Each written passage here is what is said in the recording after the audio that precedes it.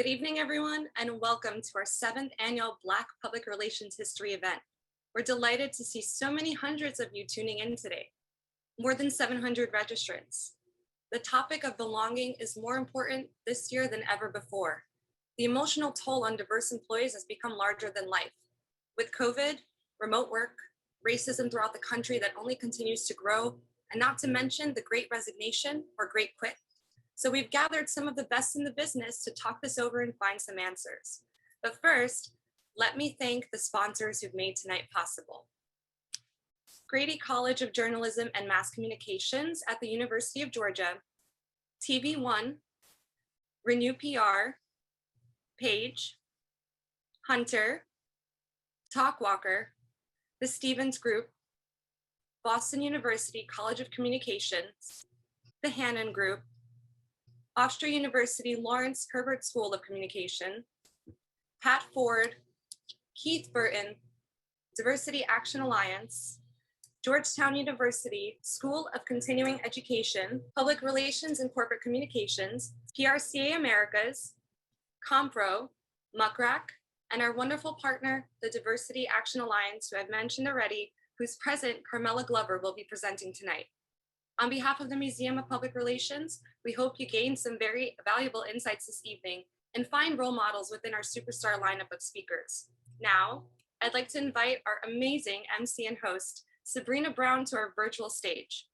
Sabrina is the Vice President of Corporate at BCW, a very active member of PRSA New York and the Girl Scouts. She is one of the industry's brightest stars, and we're so proud to have her host our event tonight. Sabrina? Thank you so much, Jenny. It's an honor to be here. I've been attending the museum's events for the last 7 years, so it's quite the journey to go from a attendee to panelist and now to host. Thank you again to you, Shelley, the museum, and all of our sponsors, and everyone joining us. Hey, Chantel, my BCW and WPP family, I absolutely adore you. We have an amazing program here with you tonight, and we're just so honored to have everyone joining us, more than 700 registrants. It's absolutely exciting. So without further ado, I am honored to introduce our fireside chat guest. I am thrilled to talk to you all about Victor Blackwell, anchor at CNN. Thank you so much, Victor, for joining us. A quick introduction for those who don't know Victor. He is an Emmy Award-winning journalist, correspondent, and anchor of CNN Newsroom with Allison Camerata, weekdays from 2 to 4 p.m. Previously, Blackwell anchored the weekend editions of New Day and CNN Newsroom from the network's global headquarters in Atlanta, Georgia. We're so thrilled to have Victor with us, and to give you a little bit of what he's reported on, he has reported and anchored on the scene for many breaking news stories, including CNN's Emmy-nominated coverage of the simultaneous shootings in El Paso, Texas, and Dayton, Ohio, as well as the devastation in the Bahamas following Hurricane Dorian. He also has played a pivotal role in the network's reporting on the protests following the 2020 deaths of George Floyd and Rashad Brooks. And he's, as mentioned, covered Hurricane Harvey, Irma, the shooting of the Pulse nightclub in Orlando, protests in his hometown of Baltimore following the death of Freddie Gray, and the death of Georgia teen Kendrick Johnson in 2013, among others. Victor, you have covered a wide range of topics and trends, and we are just so thrilled to have you with us tonight. Is there anything you'd like to say that I didn't cover? I mean, I'm just in complete awe. No, thank you for the invitation. And when you put it all together, it sounds good. Oh, fantastic. Well, we're going to jump right into it. I mean, Victor, every day, millions of Americans tune in to see you on CNN. What does this role mean to you? And what responsibility do you have in representing the Black community to the nation? Again, thank you for having me. And as you can imagine, I've been asked this question before.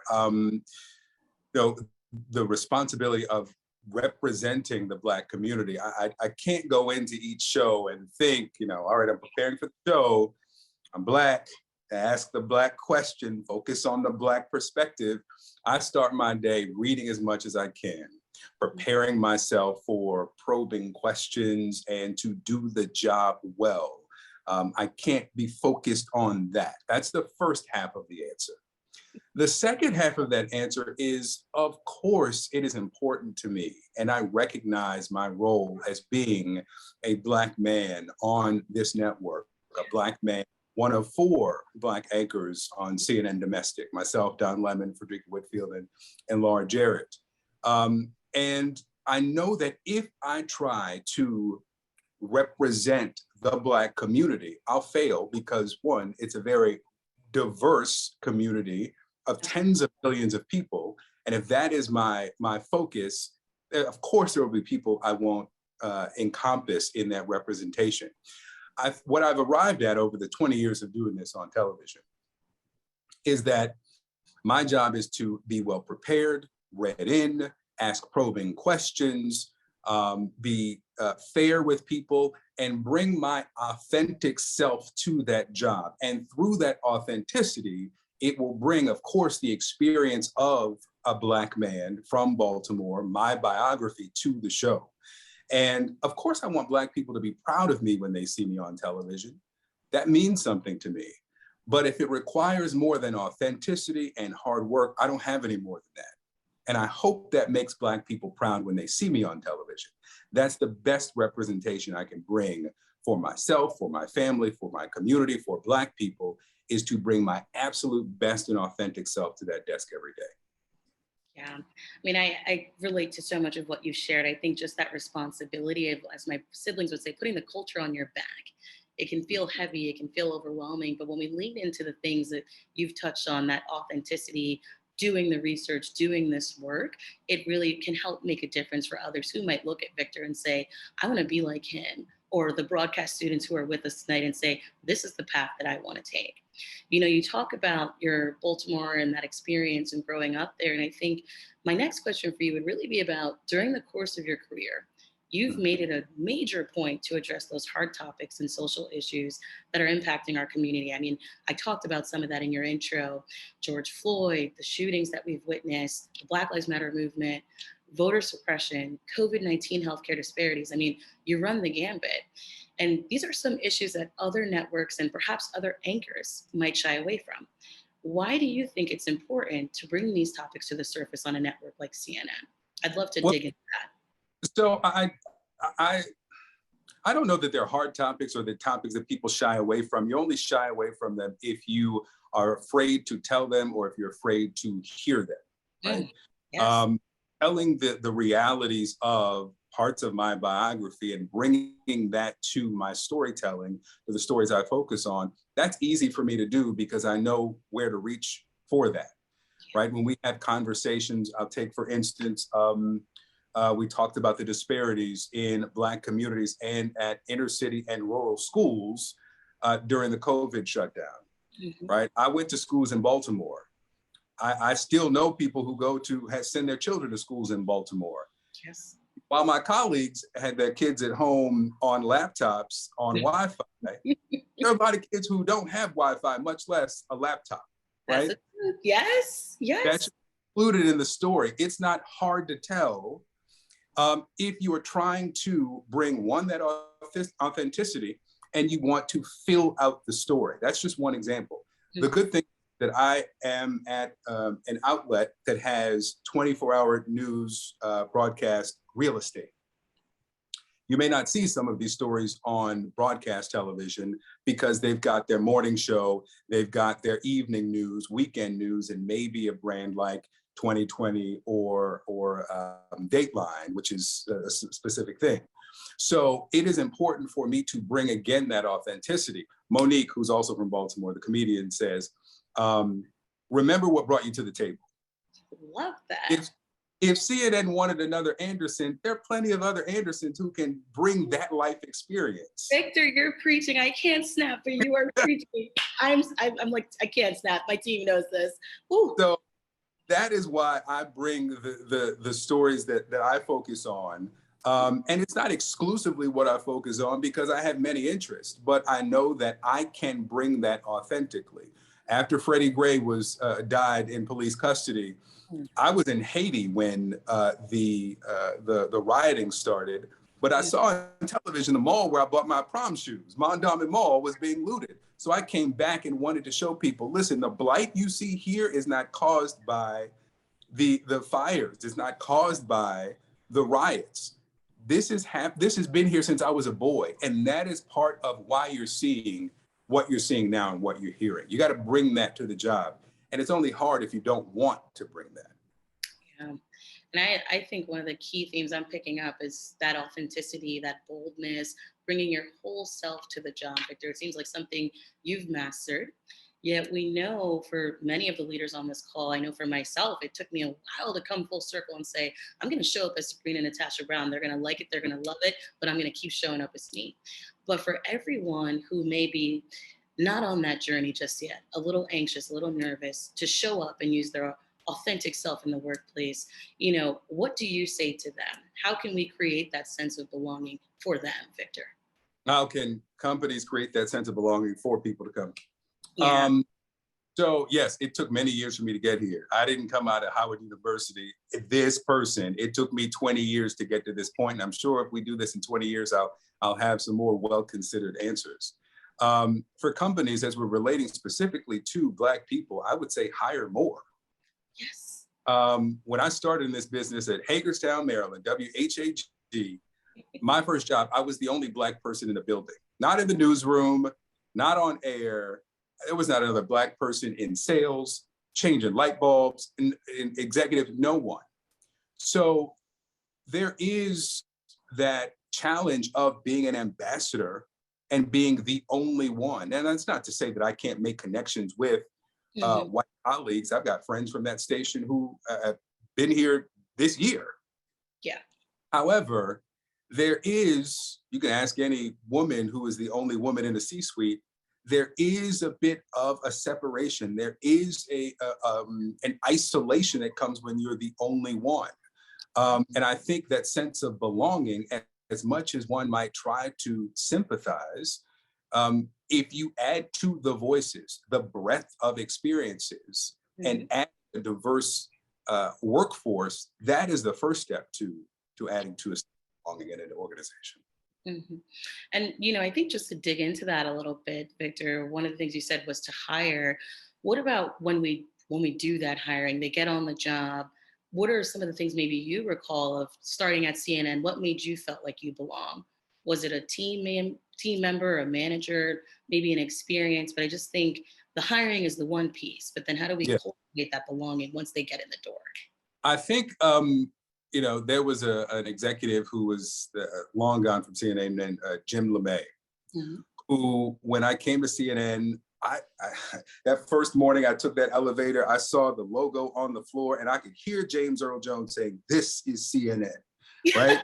And I intimidated by that. So I tightened up and became what I thought a CNN anchor should be. He pulled me aside and said, "Who is this?" on the monitor. I said, "Oh, that's me." He said, "This is not who we hired. Be who we hired," right? It is, again, that freedom for people to feel like they can bring their authentic self to work without being judged, without being marginalized, without being asked as an ambassador, without being asked to represent any specific group. Allow people to be themselves. Yes. That is how you get a sense of belonging. And then when they are empowered in a workforce to be themselves, then they can learn about others, and there can be some interaction.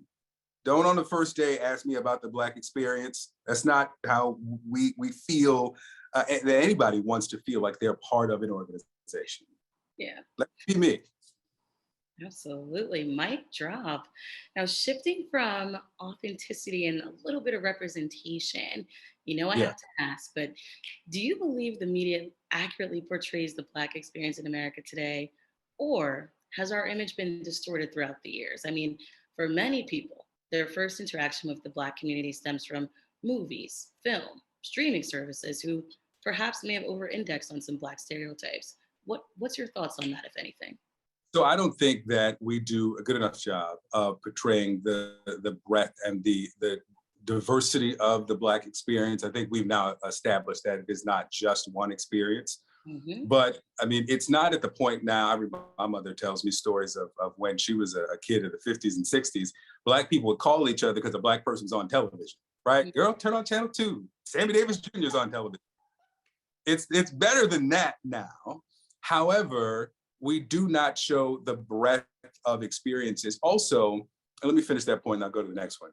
I think after 2020, organizations, news organizations, and others felt either a willingness or a resignation for some to tell us a specific story after the death of George Floyd.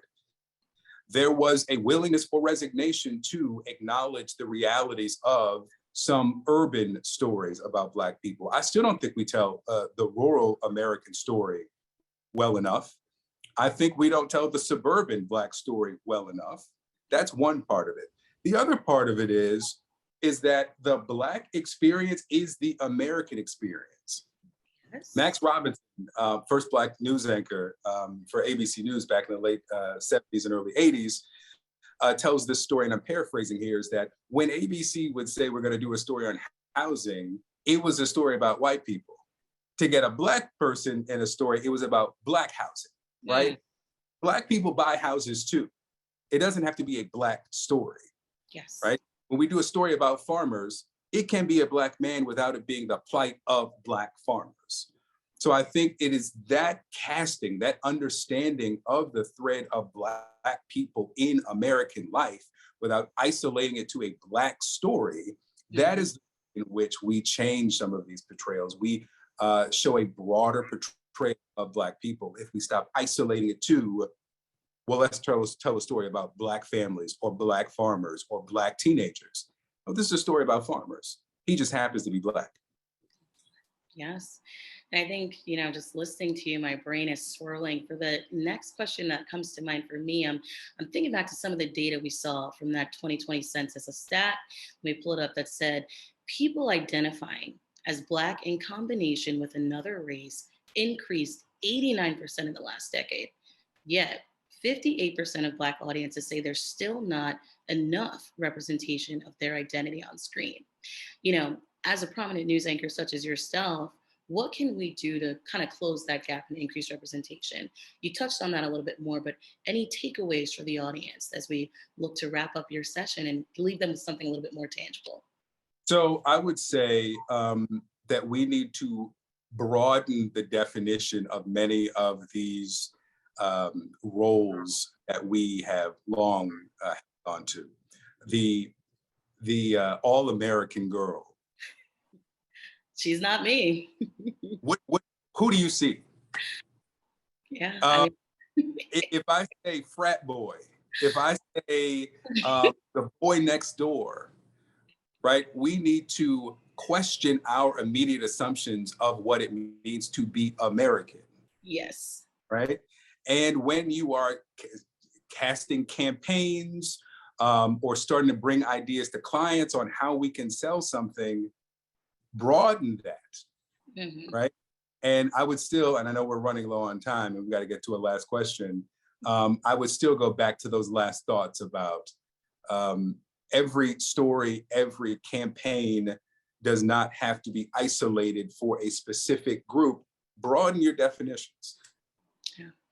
And our last question, I think you're going to knock it out of the park, but finally, what's one thing the industry needs to stop and one thing the industry needs to start? In order to drive that long-term change, I think we need to examine what is and what isn't working when it comes to Black representation. What do you think we need to start, and what do we think we need to stop? So I'll start with stop. Yes. My stop would be to stop devaluing life experiences that are not like yours. Ooh. Or place premium on life experiences that you've been taught to prioritize. Yes. We can learn just as much from the people in our lives who do not have the pedigree that we've been told to value, or do not have degrees from the universities that we've been told are superior. So I would say that is the first thing to do. There is a lesson to be learned. There are values. There is value in people who did not go to Yale or Harvard or came from a certain community. Be on it. Yes, Victor. Stop doing that. I would say to, I'd go back to the same point. I think these are fundamental to recasting our appreciation of each other is start broadening your horizons, broadening your definitions, broadening your workforce. So those would be the two things that I want to leave you with. I could come up with something fresh, but I think that for starting is most important. And that could at least change your considerations. Maybe not your hiring decisions or your staffing decisions, but if you're committed to broadening that, that could in time lead to those other things for long-term change. Oh, Victor, I mean, absolute perfection. Just all the insights that you shared throughout this fireside chat, from authenticity to broadening our approach of engaging the Black community, how we approach the Black consumer. We are not a monolith, so we shouldn't be treated as such. I mean, just thank you so much, Victor Blackwell, CNN, for joining us, for opening up our 7th annual Museum of PR celebration. We thank you for the time, and any final words that you want to say to all of our attendees tonight.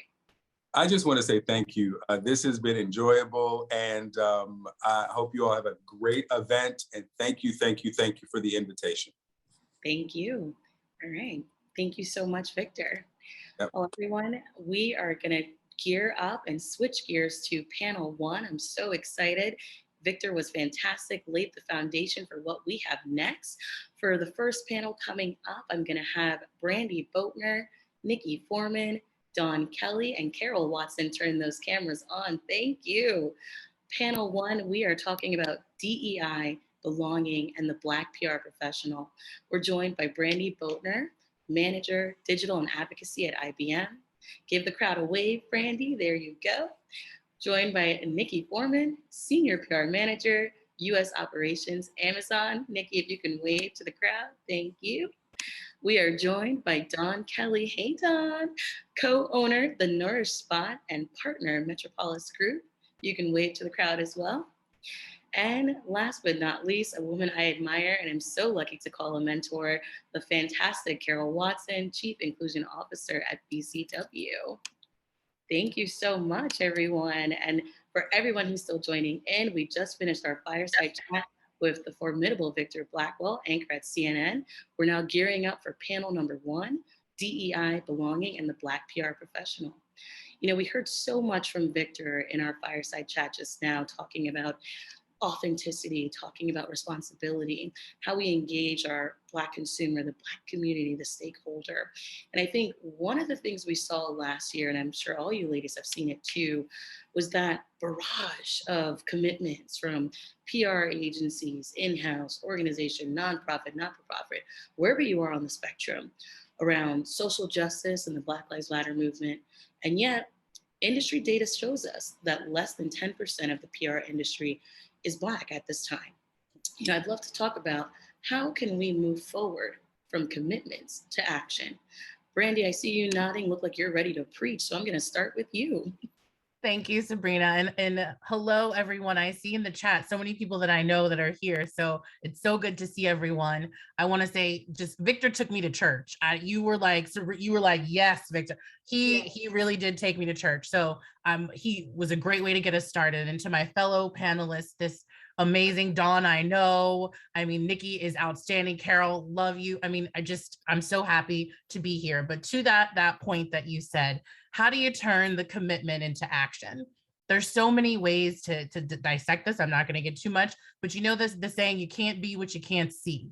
If you truly want to inspire change and you truly want to make a difference, well, then you need to change the dynamic, right? So you can release a statement. I stand with you. Great. Is your diversity commitment tied to your pay? Because you can stand with me that way too.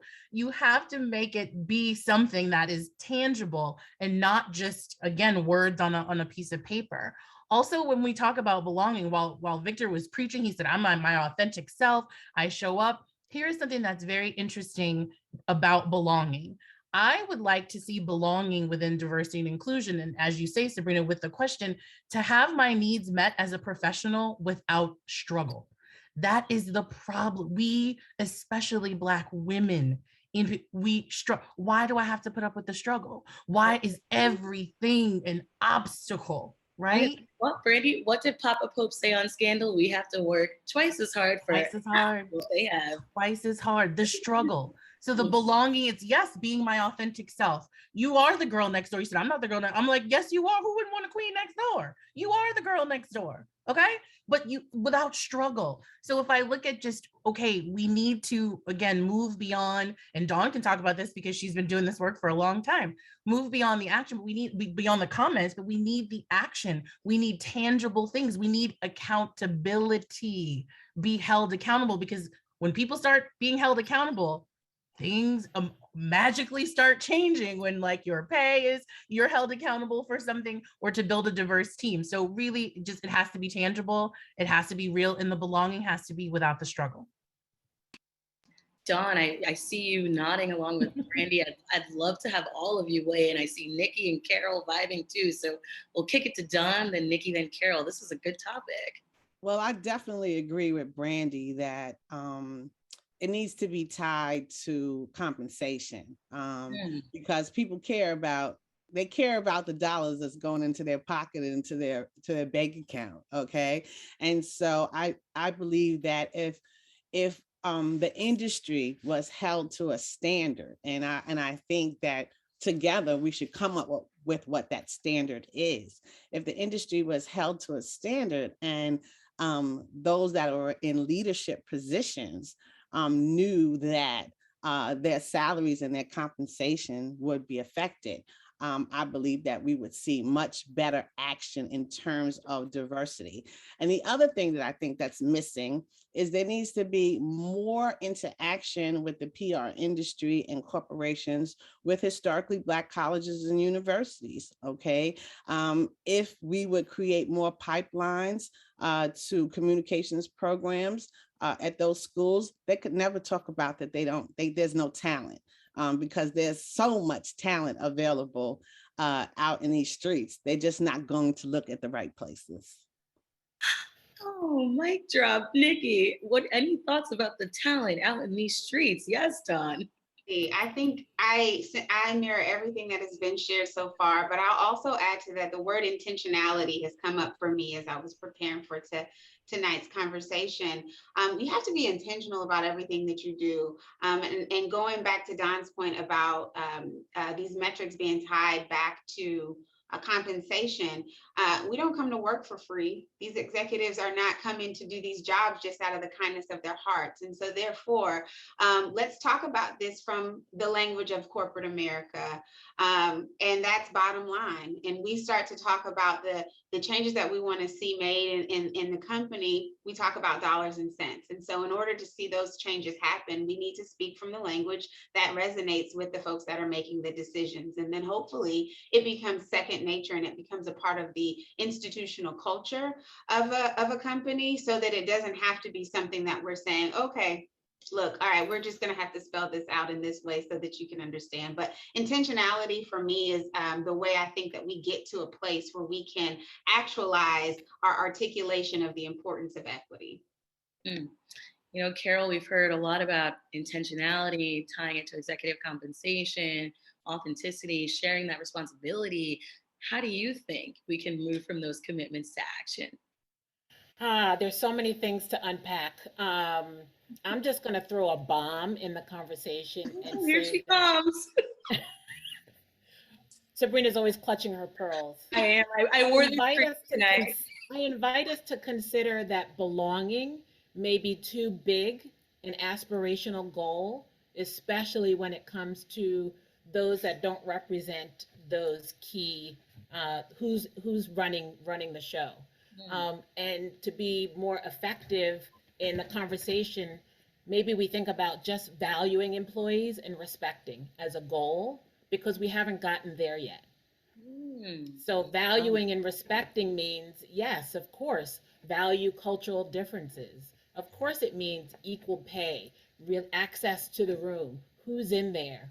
Let's talk about the things that are achievable, respect, right? So respecting more than just belonging, then just, can you just respect that this is how I'm showing up and not disrespect me in that process? Because I think that's a goal that we still have not achieved. One of the numbers that I saw recently, I don't know if everyone saw that, everyone's in a process of thinking about return to office or working forward.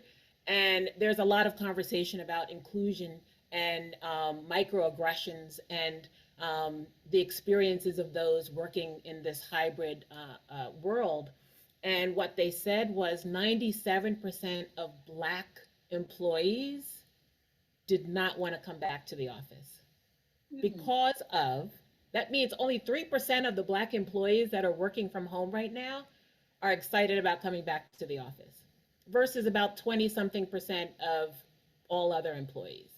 And so that means forget about metrics, forget about goals, forget about recruiting. We have bigger issues around microaggressions and value and respect that we need to tackle. And so what I've seen to tackle and I want to make sure I move on, but the executive compensation piece, I know that was kind of later in the conversation, but I just want to hit off on that. You want to stop? We're gonna, Carol, I know you're like, ooh, mentalizing. We're gonna save those thoughts because we've got a juicy question on exec comp and loving the chat. Keep it going, everyone. I want to dig into what you just said, Carol, about the employees not wanting to come back to office. It made me think, you know, we're talking about respect and value. We're talking about authenticity. We're talking about cultivating belonging, but who's actually doing this right? Do any of you have an example of an organization or a brand that you can think of that has done this well? You know, we have so many people on this chat tonight. What's a best in class example maybe that you can share? You know, I've heard people talk about Netflix. I've heard people talk about Nike. Everyone's been talking about Sephora and what they're doing in beauty, but any examples that come to mind for you, Carol? I'd love to start with you since we started with you last, or we can pass the baton. Let me know what you're thinking. I get asked this question once a week, whether I'm working with clients. People ask this, they've been asking it for years. Always pinging Carol. And my response is usually it depends on what you're talking about. So when people often forget that this work of D&I are so many different pieces and so many different components that there's no such thing as there. So there may be a company that does really well with certain employee resource groups, but you'll never do well with all of them. They may do well with sourcing, but not with recruiting. They may do well with performance management, but not succession planning. They may do well with leadership development, but they haven't figured out the mentoring and the sponsorship. And so there are companies that we can identify that have done different things very well, like Intel has done amazing work. One of the things that I love to talk about with Intel is they have a warm line that they've used to make sure that they're retaining talent.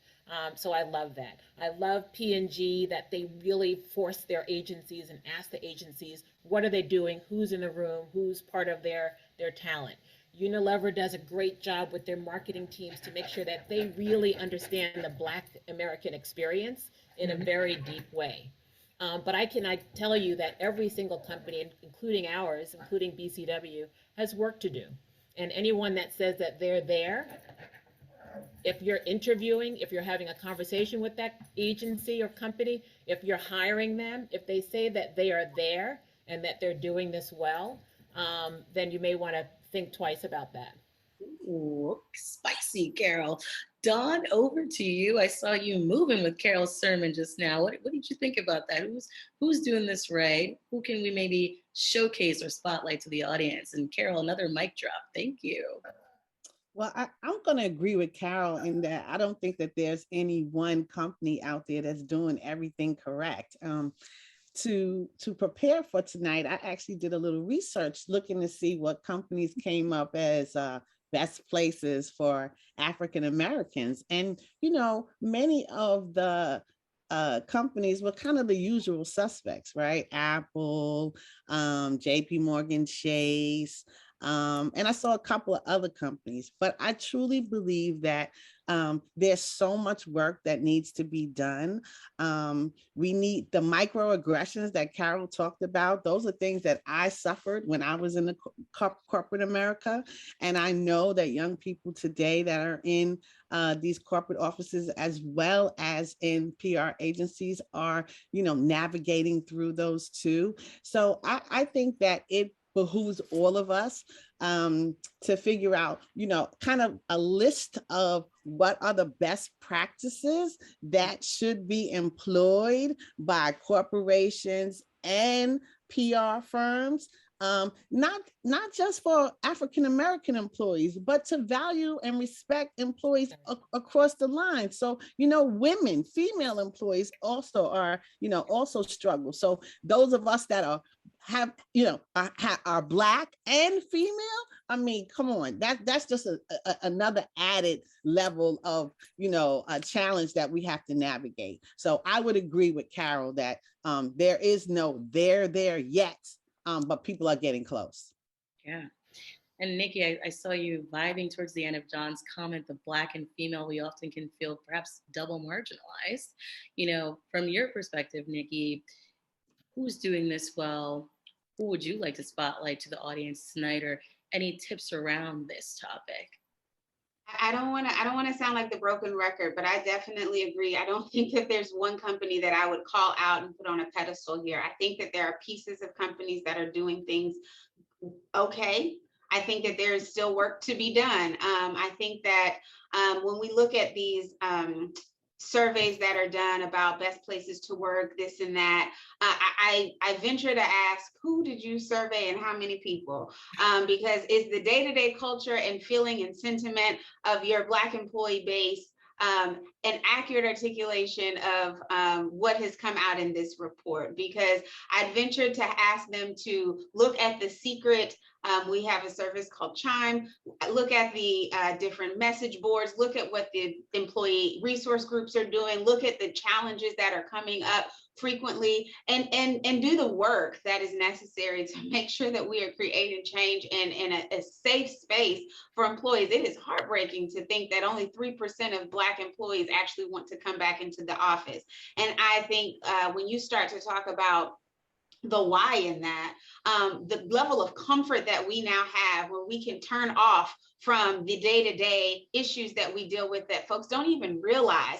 The fact that we can be in our braids, and we can be in our, scarves and beautiful necklaces, and be our authentic selves, similar to what Victor was talking about, is a safe space. And to be able to turn that computer off and walk away for a minute, that's not a luxury that we necessarily have when we are sitting in an environment with others who don't even realize that they are making us feel a certain way. So I'm not ready to actually say that there's a company doing it perfectly. I am actually proud to say that I work for a company that is trying. And so at least there's that level of effort that is being made. And so I will give them, a good job, thumbs up, but I will not give a pass in saying that we're finished by any stretch of the imagination. Absolutely. I mean, my next question is pretty juicy, but before I jump, Brandy, anything to add to the expertise we've heard from Dawn and Nikki and Carol? You ladies are on fire. I mean, this is riveting. Thank you. Just I agree with everything, not to like what Nikki said. I agree with everything that, there's no one right, but I will give credit to those who did it wrong, who will course correct to get it right. I will give a pass for that. And so with that one, you mentioned Sephora. Sephora did admit, once called out, you know what? We did it. You're right. We don't have Black products. You're absolutely right. We did this wrong. They worked to course correct. They worked with influencers. They talked to the Black community. How can we so at least you made an effort to do something. I will give you, I respect that. You want to know how I feel? You want to know what I wear? I spend tons of money here on products that aren't even designed for me. Do you visit my bathroom? My bathroom is a big Sephora. So I will give a pass to Sephora to address, you know what? We messed that up. We did that wrong. That was not right. This is the way that we should, because it's good business and it's the right thing to do. So at least they course corrected. So I'll give a pass, but I agree with what the panelists, my fellow panelists have said. But at least if you're trying, I'll give you the A for effort, but you got to keep it going. You got to keep it going, Sephora. Now, if I could just put a little footnote in that, one of the things that's very powerful, we want companies and leaders to kind of step up on their own. But when people say, well, what does it take to create change? When are we gonna, what's even more powerful than, the metrics and the reporting is when there's some external pressure. So the companies but you have to keep your finger on that. You have to keep your hand on it. And I'm not going to say on what, but you got to keep your hand on it to make sure that pressure continues. Because once you take your hand off, it will revert back to where they were. So they have an amazing CDO that we work with at Sephora. She's awesome. And you're absolutely right. That's a perfect example of them seizing an opportunity that could have been really bad and using it, to their learning and really embracing it in a very powerful way. Yeah. Now we've talked about the organization, the CEO, the executives coming together. I think the question I have for you all is, where does this responsibility lie? Some organizations have received a lot of criticism for their DEI solely being driven by the chief inclusion officer or the chief diversity officer, with probably minimal support from their executive leadership team. Does this solely rely on the responsibility of, well, you're the chief D&I person, fix our recruitment, fix our retention problem? Or should this be more of an all hands cross organizational approach? Do we feel that leadership should be coming together to support this chief diversity, equity, and inclusion officer? I'd love to hear from Dawn. I saw you vibing while I was talking. Where does this responsibility lie? Whose job is this? It belongs at the top. Yes. Okay. I've been in this business a really long time before this whole DEIP, all these, this acronym, these acronyms have been being used. Okay. Back to what Victor said, it really is all about respecting people, right? It's really all about valuing what people bring to the table. And I think any place, even in our homes, right? It's the head of the family, the head of the company. They drive what's going on in the company. And if the top doesn't believe in having a diverse workforce and doesn't believe in the benefits of what a diverse workforce will deliver to the bottom line of the company, then I don't care how many people you bring in the middle, right? And give them this lofty title. It won't work. It won't work. So I think that it's the responsibility of the entire executive leadership team, as well as the board. The board, in terms of what Carol said about applying pressure, the board should be applying pressure to the CEO, and then the CEO should be applying that pressure to the people who are under him and helping to run that company. And Adonis, you're kind of describing that trickle down effect. Nikki, I'd love to hear from you and what your thoughts are on that. And Carol, I can tell you've got something spicy, so we're going to switch to you too. But Nikki, take us away. Absolutely. I love everything that Don just said. And I want to add to the analogy about the head being at the forefront of making these decisions. And I would say individuals like ourselves, especially Black employees in PR, we're the neck. Right. And so while the executives and the board and the leadership team, they have to make the decisions, the hard decisions as the head, we have to be able to help them to move along in the right path in our respective areas of focus. And so we have a responsibility to stay connected to the communities that we serve, make sure that our teams are being intentional about the things and the decisions that they make on behalf of the company as it relates to people of color. And I think that we have to make sure that we are unafraid to speak up when something is not right. And I know that that is a very, very hard responsibility to put on someone. It's heavy. It is extremely heavy to put that responsibility, and you shouldn't have to do it on your own. But if we are actually going to see the change that we want, we are going to have to call flag on the play when something isn't right. Yeah, I just want to totally agree with what everyone said. One of the things that's been interesting over the last 2 years is that, yes, ideally, you have a very aware and prioritizing CEO and a board that stands up and says things and pushes the pressure on. But sometimes that's not the case, or sometimes they're not ready for what they need to do. And what we've seen over the last couple of years is the power of the masses, and especially the young adult generation. They don't have patience for the slowness and the pace, and how they have been able to, within organizations, to influence change way beyond their level is amazing. I'll also say that in this work, I think of, everybody has analogies. I think of my role as being a conductor of an orchestra.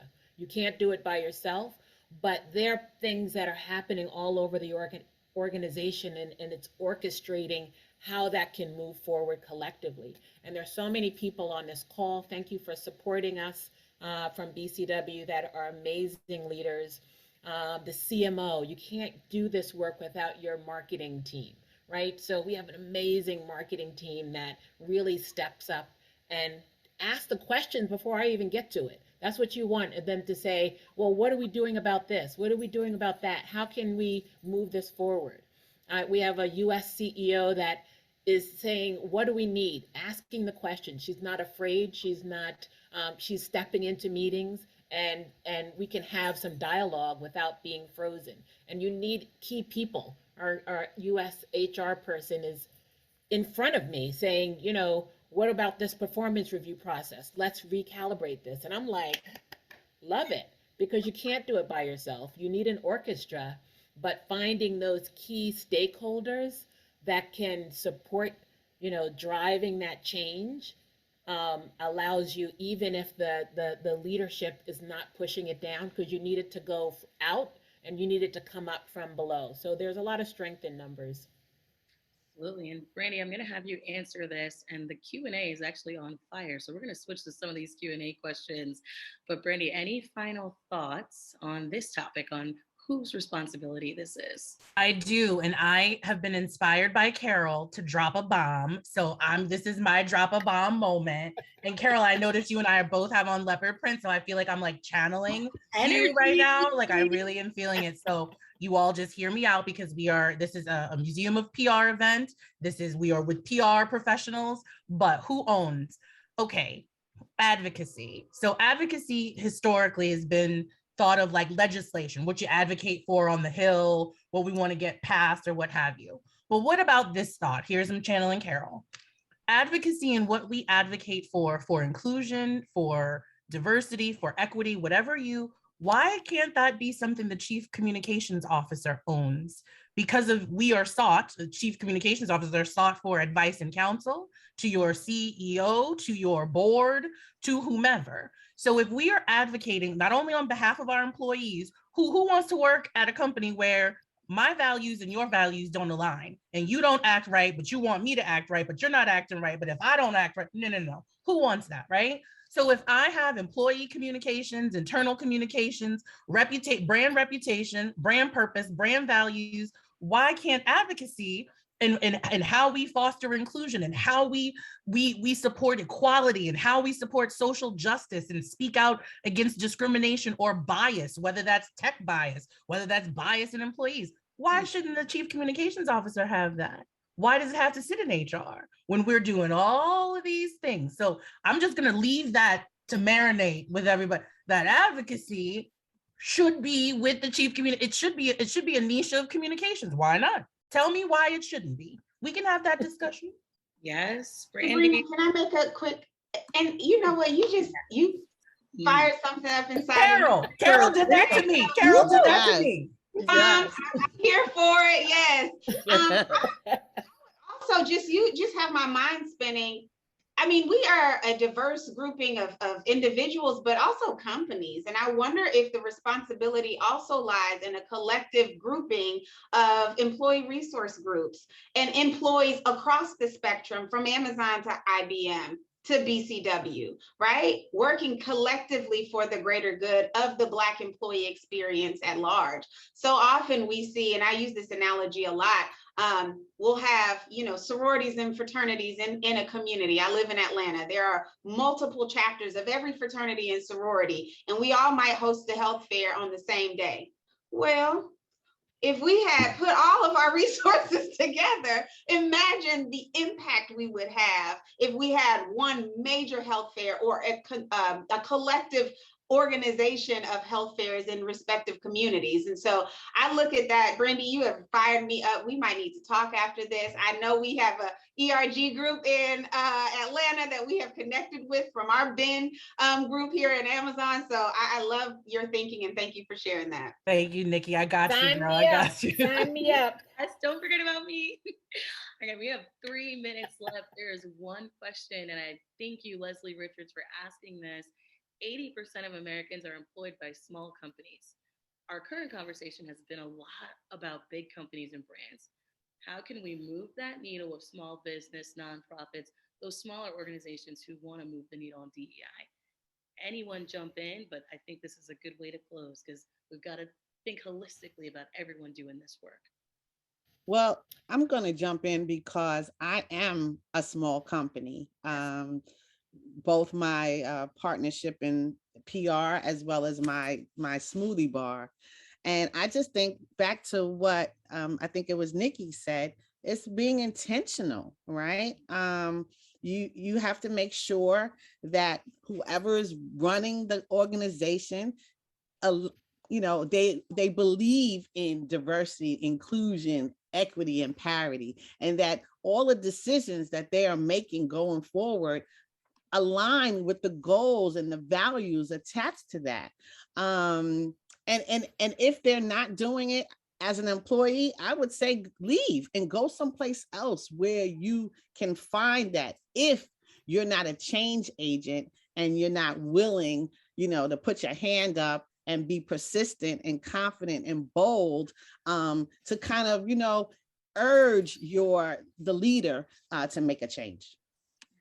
I'll just build on that. I've gone from big company, had my own business for many years, and I'm back at a large company.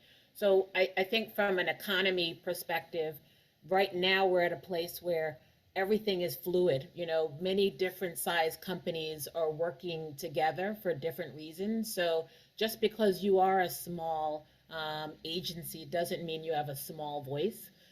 One of the easy tactical things that you should already be doing is having courageous conversations around different topics so you are upskilling everyone, whether you have 10 people or you have 5 people. How are you as a leader adding that time to make sure that you're hearing from external voices, you're having conversations about what you're going to start, stop, continue, what's happening in the world, and what you want to do differently as an agency. You can inform higher ed, being guest speakers. I know many people already do that, but that's a way to inform the next generation. And ideas finally come from everywhere. And so there's a lot of need for innovation in this work. Because as Sabrina knows, we keep having the same conversations and navel gazing. And so I would love to hear from, even if it's a small agency, some innovation around how we approach this work, what we should be doing, and how we show up. All right, we're going to leave it there. Everyone, I know we've got some juicy questions. Hang with us all night. We've got a Q&A section coming up. Brandy Boatner, Nikki Foreman, Carol Watson, and Dawn Kelly, thank you. Fantastic, robust, compelling discussion. Each of you, I think I clutched my pearls 5 times. This has just been fantastic. You will see them again for our Q&A, but for now, we bid them adieu. Thank you, Brandy. Thank you, Nikki. Thank you, Carol. And thank you, Dawn. And thank you, audience. We're moving and grooving. We've got an amazing, amazing speaker coming up next. Those of you who work with Carmela every single day, you know how fantastic she is, but for everyone who's meeting her for the first time, I'm thrilled to introduce Carmela Glover, president of the Diversity Action Alliance. She's going to be talking about an analysis of belonging. So Carmela, I'm going to give you the floor. I'm going to go off camera and take us away. Thank you. Thank you so much, Sabrina, for that kind introduction. You've been an outstanding and fabulous host this evening, by the way, giving all of us life, or at least me. I've been a longtime fan. So good evening, everyone. As Sabrina just mentioned, I am Carmela Glover. I'm president of the Diversity Action Alliance and head of DE&I at the Page Society, both organizations which are proud sponsors of this important event this evening and discussion today. So I'd like to start by extending a special thank you before I get started to our wrap-up speaker, Nairi Wright and TV1 Networks, who made it possible for Page to increase our level of giving to the Museum of PR's essential heritage celebrations this year. So thank you, Nairi. And I would encourage all of you to donate to the Museum of PR. These events are free and they're crucial to progress. So I encourage you to donate as well. Thank you also to Shelley, Barry, Jenny, and the entire Museum of PR staff and board for the opportunity to provide tonight's analysis of belonging by the numbers to hundreds of my industry colleagues. So I've already been extremely inspired by the fireside chat and the first panel. That's a hard act to follow, but I'm looking forward to the rest of the program. And that inspiration was needed because the diversity data, which I'm about to share, is not a surprise, but it is a sobering and it's a reality check amid decades-old diversity initiatives, even in our field. So the Diversity Action Alliance's full 21-page benchmark report done in partnership with the Institute of PR, and I saw some IPR folks here in the chat. That team did a lot of the heavy lifting with our benchmark report, so thank you. And that report, the full report can be found on the Diversity Action Alliance's website. If you're not familiar with the DAA, we are a coalition of PR and communications trade organizations and associations that came together in 2019 with the mission of galvanizing and holding top communications leaders accountable for the essential acceleration of progress for people of color in our industry, as measured by recruitment, retention, and representation. We have an ambitious but achievable vision for our profession, reflecting the diversity of our population by 2025. As the one function that engages every stakeholder in an increasingly diverse world of stakeholders, we cannot afford to not see that vision come to fruition. So in the spirit of tonight's celebration of PR history, I'm going to quote Maggie Lena Walker, who's an African-American PR pioneer, who once said, I am of the opinion that if one can catch the vision, that 2025 vision for us, in a few years, we shall be able to enjoy the fruits from the effort. So it is my hope that this evening, this analysis and all the expert speakers that you'll hear from and have heard from will really help you to catch our vision. The DAA's inaugural State of Race and Ethnicity in Industry report represents over 120 organizations and over 12,000 US communicators. The full report, again, is available on our website, diversityactionalliance.org. Our data represents agencies of all sizes, from boutique to large, and every in-house size team, from small brands to Fortune 500s. And of the sample of organizations that are committed to this DE&I work and willing to share their data with the Diversity Action Alliance, only 21% of communicators identify as people of color, compared to almost 40% of the US population, which we know is projected to be over 50% in the coming years. So of the subset of 21% racially and ethnic diverse employees, only 7% of communicators in the US are Black, compared to the 13% of Blacks in the US, and that's growing. In the ranks of C-suite communicators, which are 93% white, that's C-suite communicators, a top communicator at every organization, there's only 6% of top communicators that are Black. And that's across agencies, in-house, nonprofit, even in academia. We've collected additional data since this original benchmark study. The data that I'm sharing with you reflects a snapshot of January 1st, 2020, and we plan to release the progress report in the next few months. Anecdotally, we know that there has been a slight increase in the diversity numbers as employers benefit just slightly. We know there's some cons to it, but benefit slightly from the Great Resignation and have an opportunity to hire more Black and communicators of color. In the C-suite, a slight increase in representation seems primarily driven by the addition of chief diversity officers and chief inclusion officers in agencies. At all other levels of the corporate structure, Black communicators their representation ranges from about 3 to 7% in communications. It is at the administrative professional level, so our executive assistants, our chiefs of staff, those who are not on the communicator career track, that's where we see the highest diversity of communicators in the teams and agencies, and that's at about 17%. So those are who are not necessarily going to be doing communications work. Across agencies of all sizes, the Black representation is really flat, around 5 to 6%. There's really no difference, regardless of what size agency you look at. Nonprofits and associations, their communication teams outperform both agencies and in-house shops with 12% Black communicators. So it is one thing to consider our shared experiences. As other speakers have mentioned, we've got a lot of shared experiences as a Black culture, but even within the Black community, we don't all have identical experiences. But there's one thing that's irrefutable, and that's data. And the data clearly and objectively supports the narrative that we hear from Black employees, which includes ambivalent career trajectories, being passed over for promotions, not set up for long-term success within the organization, or with the right tools in the same way as their white colleagues. And ultimately feeling like PR, no matter what company they jump to, whether they're in-house or agency, the public relations and communication may not be an industry in which they belong. So the data corroborates the experiences of many Black professionals. With such a small percentage of us in our organizations, we're often left to wonder why a company would do the heavy lifting of reviewing their policies and processes and practices for such a small demographic. How is anyone to understand how or why to include us if in many organizations we aren't represented at the decision-making level? The promotional data that we pulled from this report shows that 81% of promotions went to white communications professionals, while only 4% of promotions went to Black communicators. That's corroborating the experiences. By the way, the low promotion numbers is not a symptom of the already small population within the industry. If you drill it down to the percentage by race, only 12% of Black employees were promoted, while almost a quarter of white employees were promoted within the same year. The spread of promotions should at a minimum be the same percentage, but to correct for the unevenness and diversity, bringing in Black talent at the senior most levels and the mid levels is just as important as developing and promoting Black talent for fair opportunities at entry level within the organization. Our leaders have a responsibility to be transparent and accountable, to prioritize retention and employee engagement strategies and ensure that all hires, especially those at the leadership level, are aligned with the DE&I goals and mission of the organization. And by the way, those goals and visions for DE&I should be defined. Diversity is just the first step. These numbers represent just diversity, but without the parallel efforts to be more inclusive and equitable, this exercise in diversifying our industry we know is futile. And our profession will continue to be the most concentrated with Black professional only at the entry level.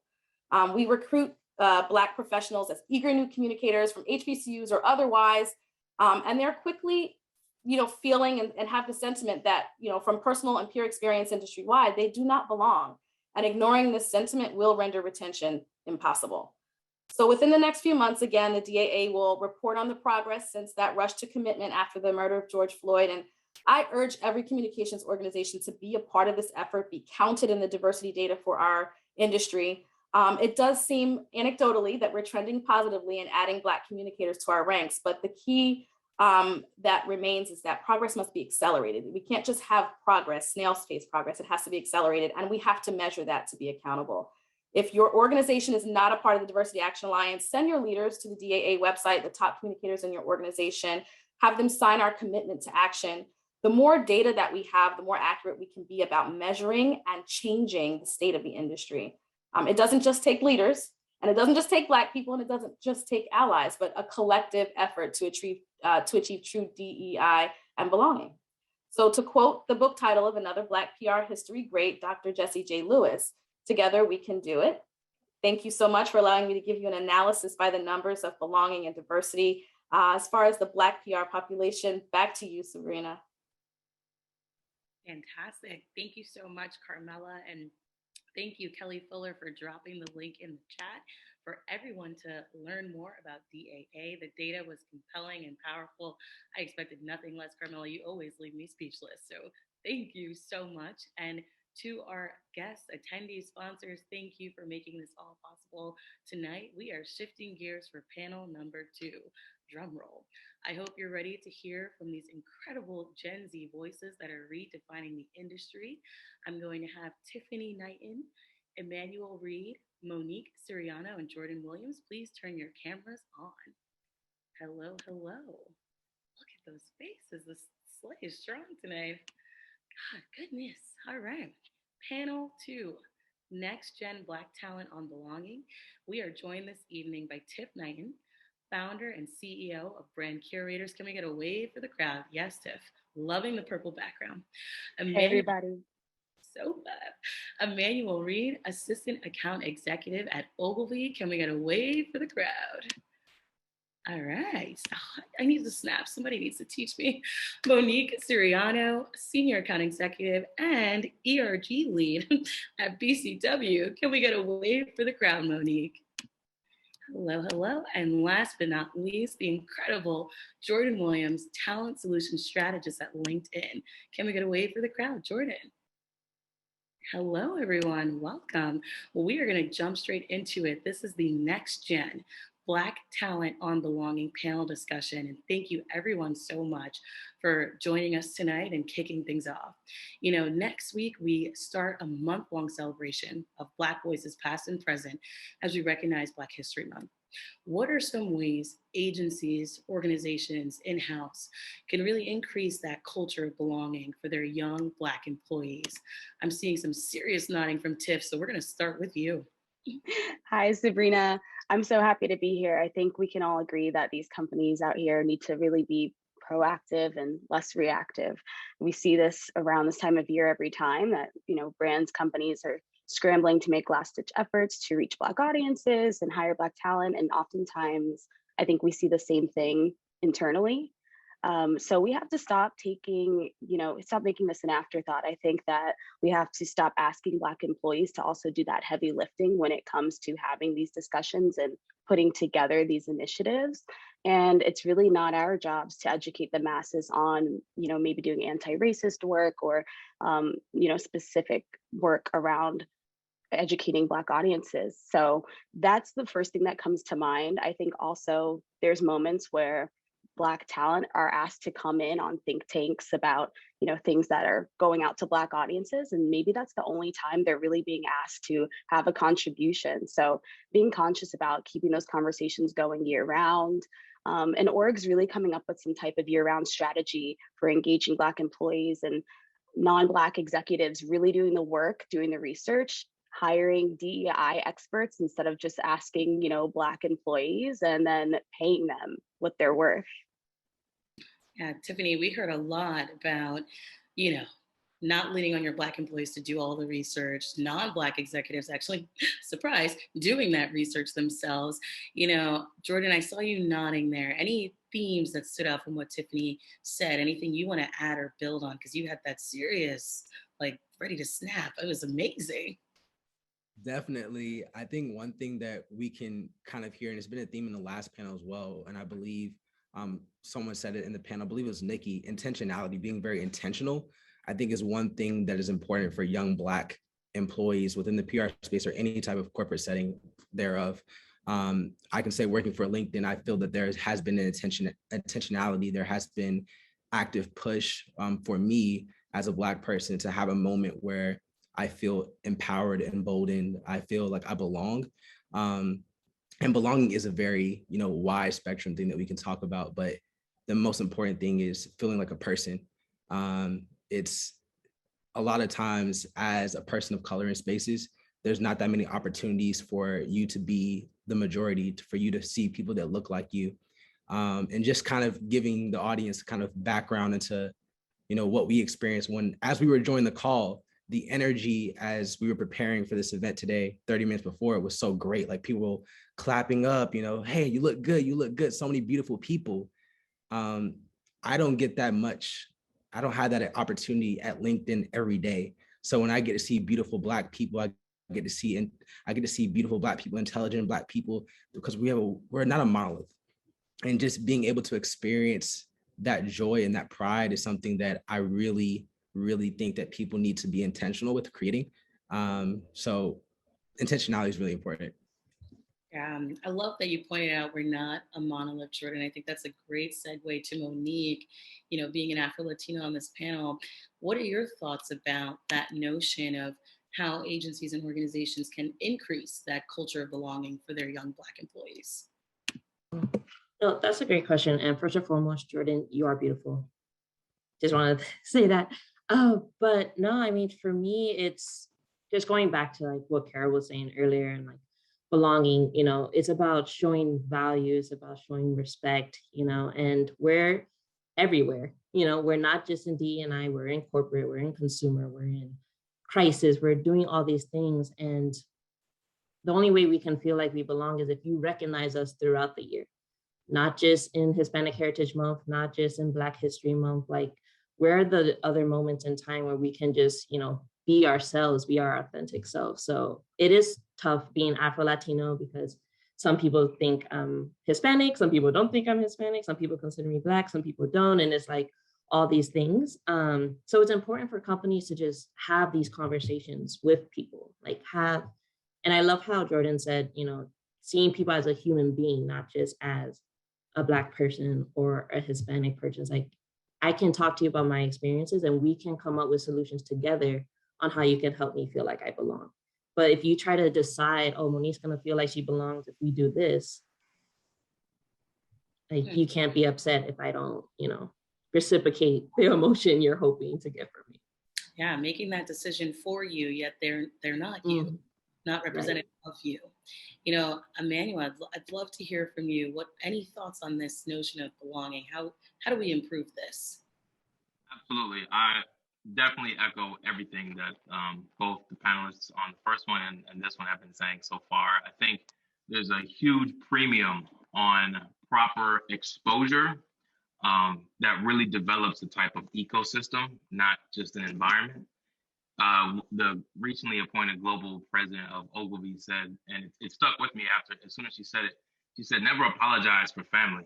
And you can take that, right? We're always consistently saying sorry for the little one coming into a Zoom call, or sorry for this natural occurrence that comes from working in the pandemic in a home setting or wherever you might be. So you could take that and apply it to so many other parts of your identity. And when you relate that to a corporate setting, right, that exposure is so important. Like everybody's been saying, being able to, and I know we'll touch on that a little bit later, but being able to see the possibilities of your success and the fruits of your labor from the beginning is tantamount. And it's those parts of your identity, you've heard it talked about countless times, not just here, but just in general within the Black diaspora, that hard work pays off.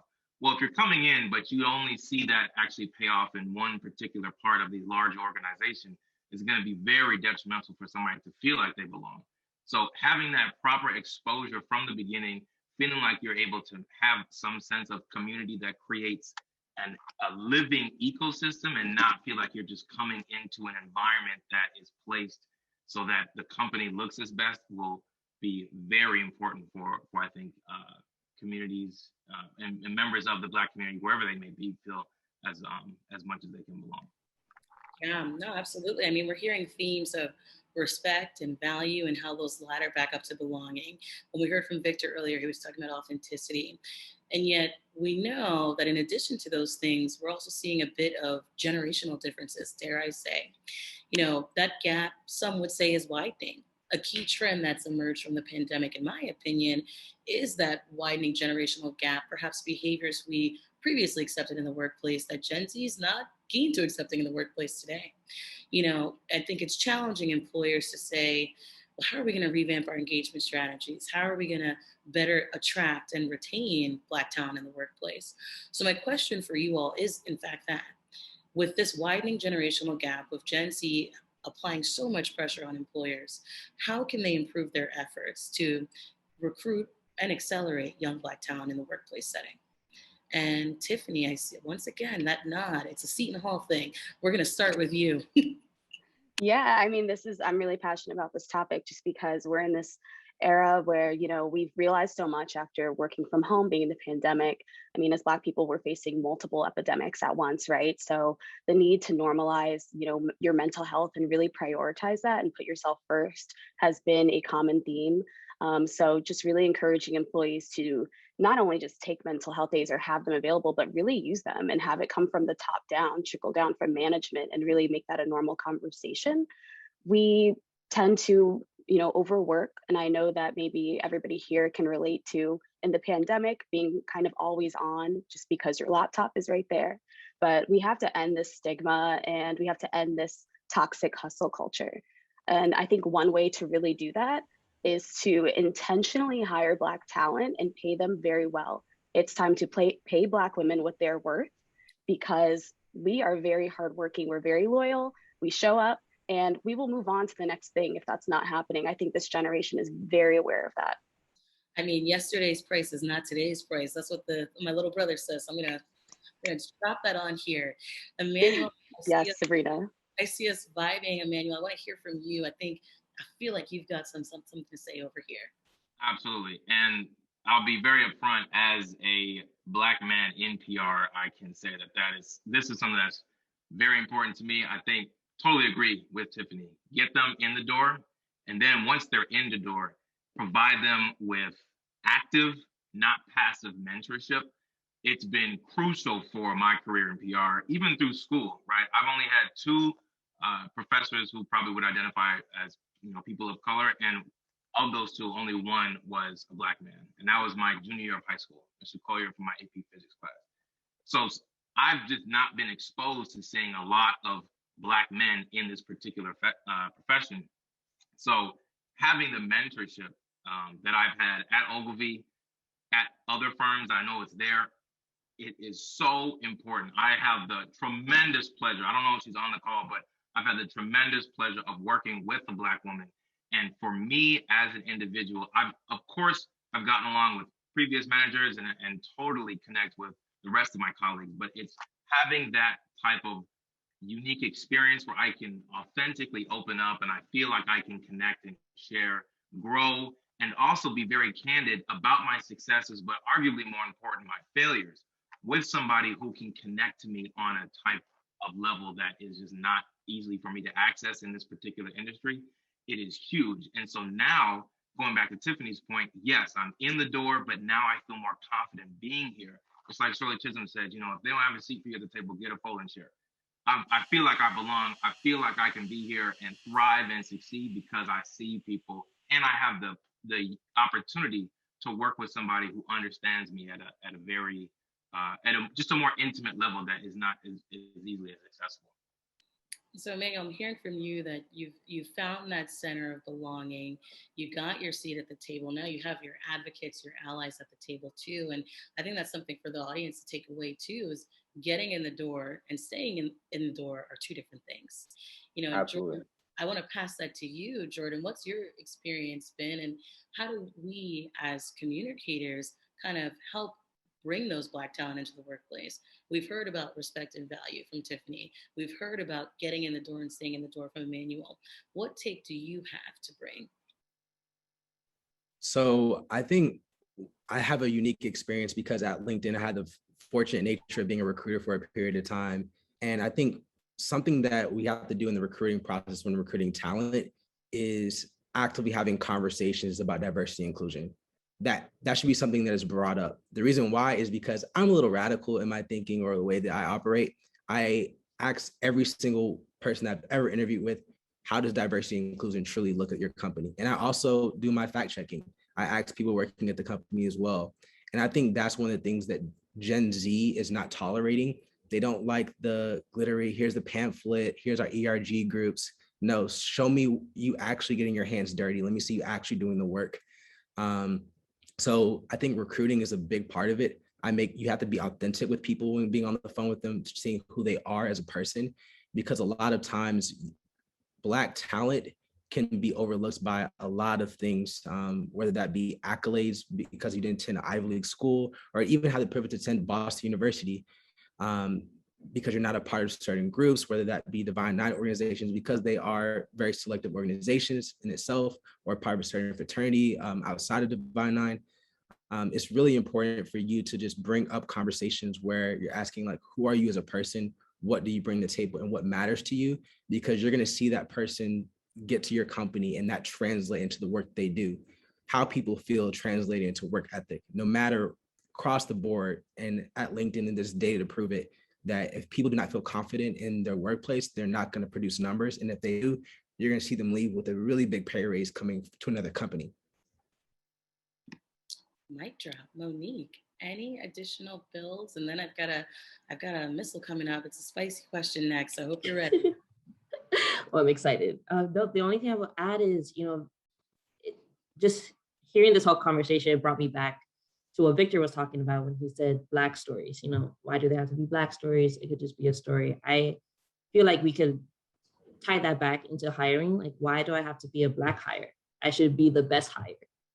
That's why you hired me for this role, And when it comes to recruiting, I feel like no company wants you to feel like you're their token child, like you are the token Black person, the token Hispanic.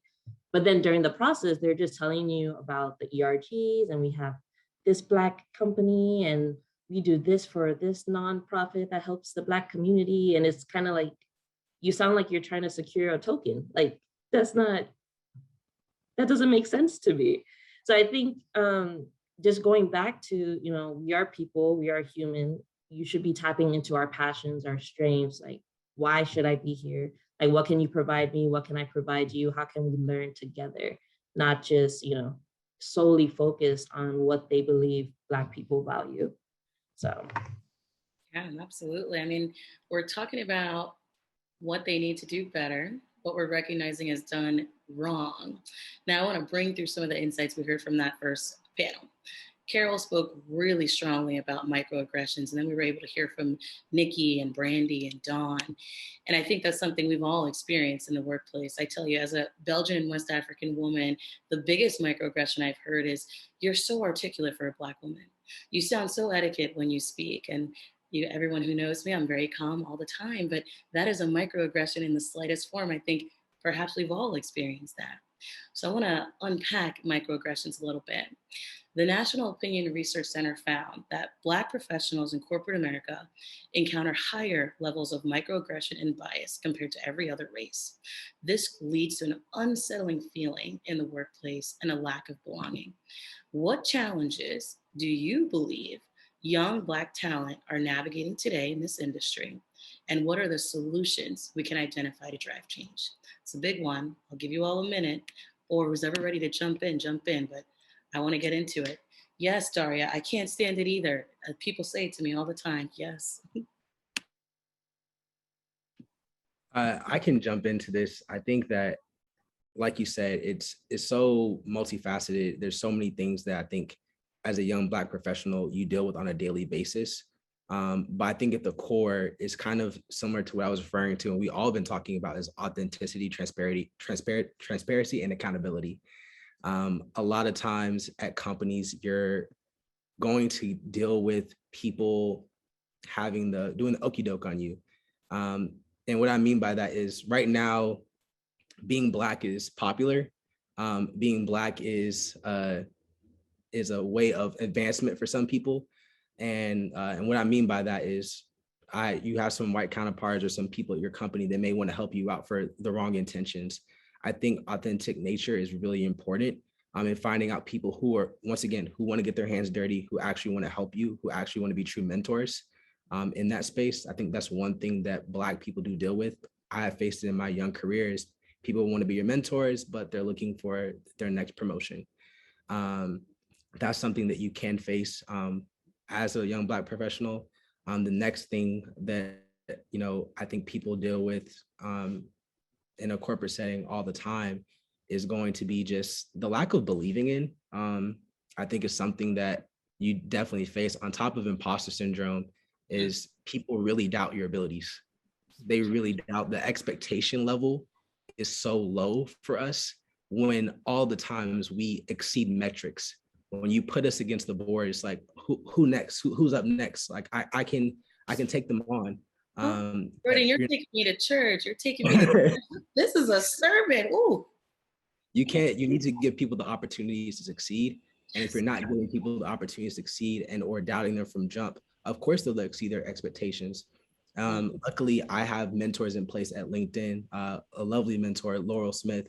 And she always sets a stretch goal for myself, because she believes in me. There's like, hey, like, this is the benchmark that you have for yourself, but I know that you can achieve this. And going back to the mentorship piece, really big shout out to one of my mentors at LinkedIn. LinkedIn has set up a Divs Council. Mario, you've done an amazing job. If you are watching this, I send it out. Really do appreciate. LinkedIn is very intentional about mentorship, specifically for the Latinx and Black community. And he took us through like a vision boarding session 2 days ago, of what we want 2022 to look like from a professional and a personal standpoint.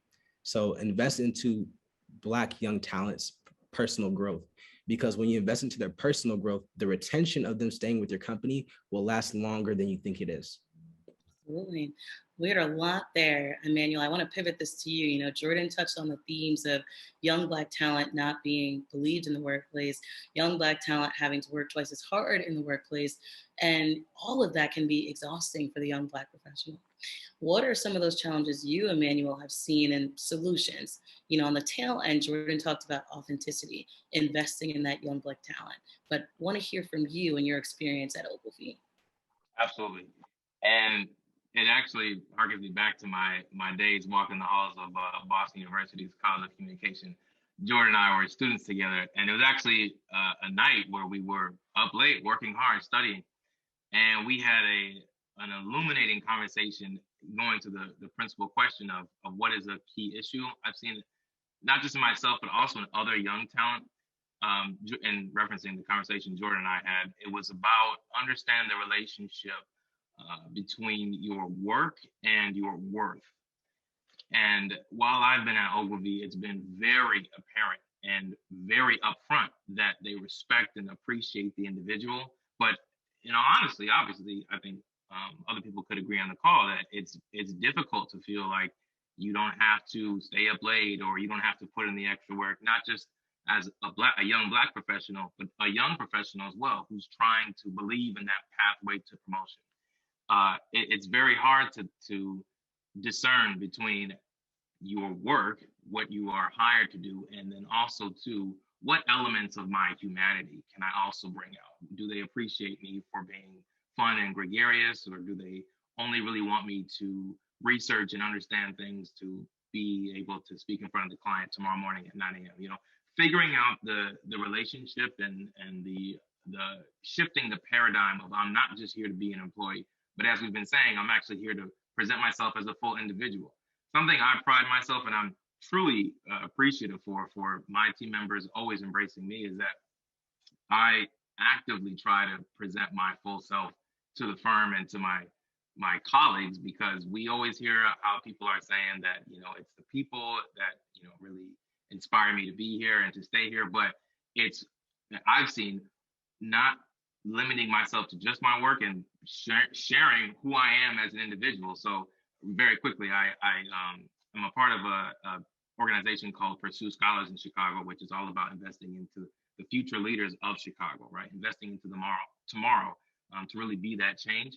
And I was a little bit nervous at first for sharing the opportunity to be a part of this relatively long fundraising campaign. We walked 197 blocks, AKA 24 miles across Chicago.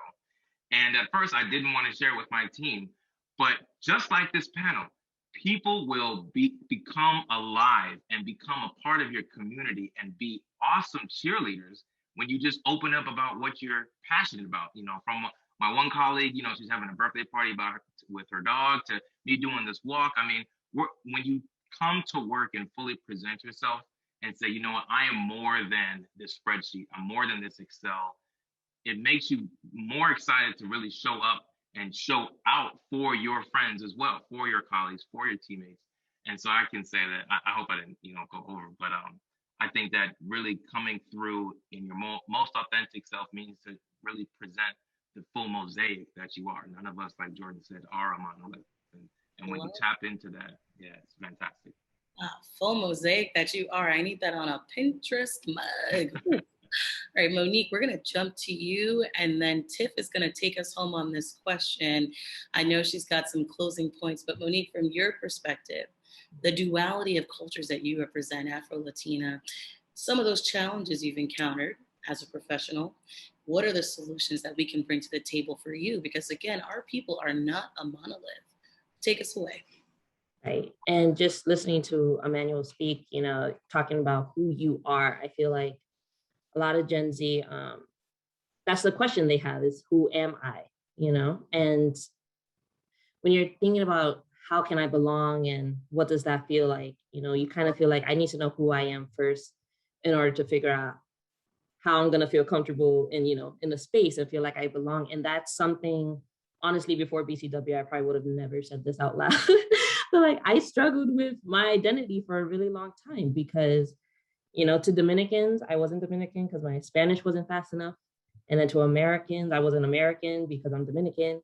And then like to some people, I'm Afro-Latino, to some other people, I'm not. You know, there's all these questions about who am I, where do I belong, you know, and people trying to tell you who you are.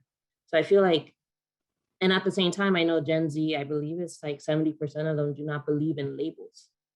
And it's like, so you try to project this label onto me, but that doesn't necessarily correlate to how I feel. So it's like, how do I navigate that? And I feel like the solution is to have these conversations, but really treat inclusion like a journey. And I feel like that's one thing BCW does a great job at. We understand that we're not going to reach inclusion in a day. There's no like one size fits all, no quick fix, but it's a journey that we're all on together. You know, Hispanics, Blacks, whites, Asians, we're all trying to navigate this. And the best way that we can get to the finish line is if we take our time, not try to rush, and have these open, honest, courageous conversations. Love that. Well, Monique, you set me up well, because Tiff is no stranger to courageous conversations. You know, Tiff, I'm going to drop it in the chat if you're okay with it, but you were just profiled in the New York Times about your stand against some of the things that you've seen in the workplace, some of the things you've seen in corporate America. So I'd love for you to talk about some of those challenges, but some of the solutions that you're bringing forth through brand curators. Yes, it's been really wonderful hearing everyone's input tonight, especially on this topic. And I want to start by giving Emmanuel so many kudos for just being able to take up space and saying that, you know, I'm going to show up as my full self. I know for some that kind of sounds strange, but you know, we always go through these phases with microaggressions. You know, we know them well, where, you know, Jordan mentioned imposter syndrome and how we always have to kind of second guess how we're showing up and think about extra things on top of our work, right? So whether it's how we talk, how we dress, I've been in situations in work environments where, you know, I'm showing up to work and I have to answer to how my hair has changed. And you know what I'm talking about, Sabrina. A lot of people on this chat know what I'm talking about. And it's distracting, right? Like we have to show up and do that. And I've been in multiple roles where the topic of conversation was centered around my appearance rather than my work. And we don't talk about how these microaggressions really add up over time. And in my experience, the more it tacked on, the more you go through things, it would build up. And you're really trying to be that strong trope, which I'm ready to retire, the strong trope. I think I was always a serial overachiever, serial people pleaser in a way, just because I was trying to be in survival mode. But things have changed now. And I think this younger generation is so inspiring. And I think that we've seen that, you know, you've heard the pet to threat trope. That's why I really wanted to give Emmanuel his kudos. And if you don't know what I'm talking about, definitely Google that. There's a great blog about you know, pet to threat, how you start off in a certain way and then it becomes almost like you're intimidating in that environment. And that's all because of these microaggressions tacking on. So in my experience, you know, I was able to leave a space that, you know, was no longer suiting me and create my own space, which I'm really blessed to have been able to do. And, you know, working from home and being able to kind of have your own environment has really changed the game. I know a lot of Black professionals really are not ever coming back from this hybrid remote model. It's almost a requirement at this point just to protect our mental health better and to avoid all these distractions that we don't have to have. We just want to be great and we want to build environments where we could work together. So that's really why I started Brand Curators, to be able to support Black entrepreneurship, work with other Black creatives, and really drive our own conversations and create our own narratives. So I just want to add that camera off is self-care. So if you see somebody with their camera off, just go ahead and let them do their thing because we need it sometimes. I mean, you're going to have some people rattled with that last one. Ooh, ooh, ooh. Yes, perfectly said. I agree. Well, team, I know we've got 5 minutes left and I want to pivot. We've talked about belonging. We've talked about those microaggressions. But one thing Tiff said that really stood out to me was the toll. As Black professionals in this workplace, I think we all can often feel the weight of the world on our shoulders. And in fact, the data speaks for itself. Half of Black employees said they have struggled with their mental health during the COVID-19 pandemic, according to the Kaiser Family Foundation. Yet less than 5% have sought out care. Say that one more time. Half of Black employees said they have struggled with their mental health during the pandemic, according to the Kaiser Family Foundation. Yet less than 5% have sought out care. How do we go beyond the take a personal day to really provide those mental health resources for Black professionals in the workplace? Jordan? Yeah, this is something that's incredibly important to me on a personal note, and just I've seen it impact a lot of people in my life. I'm gonna quote J. Cole right now. There's beauty in the struggle, ugliness in the success. I think that goes with your own mental health. There is beauty in the struggle of not being okay. No one should be okay 24/7. No one is perfectly fine 24/7. Everything is not going amazing. Everything is not going great. Sometimes, as you said, you need to turn off your like actual camera and just turn it off. Take time to yourself. Have a therapist. Therapy is important. Actively have therapy. I think that's something that, as a Black man, that conversations about that can somewhat be hard. Extremely, the toxic masculinity within the community is very. Why do you need therapy? You're okay. And thank you, Kim. It's okay not to be okay. I think, for me, just telling you my personal story is right before the pandemic, I took some time off from Boston University just because my mental health was not as of the best at that point in time.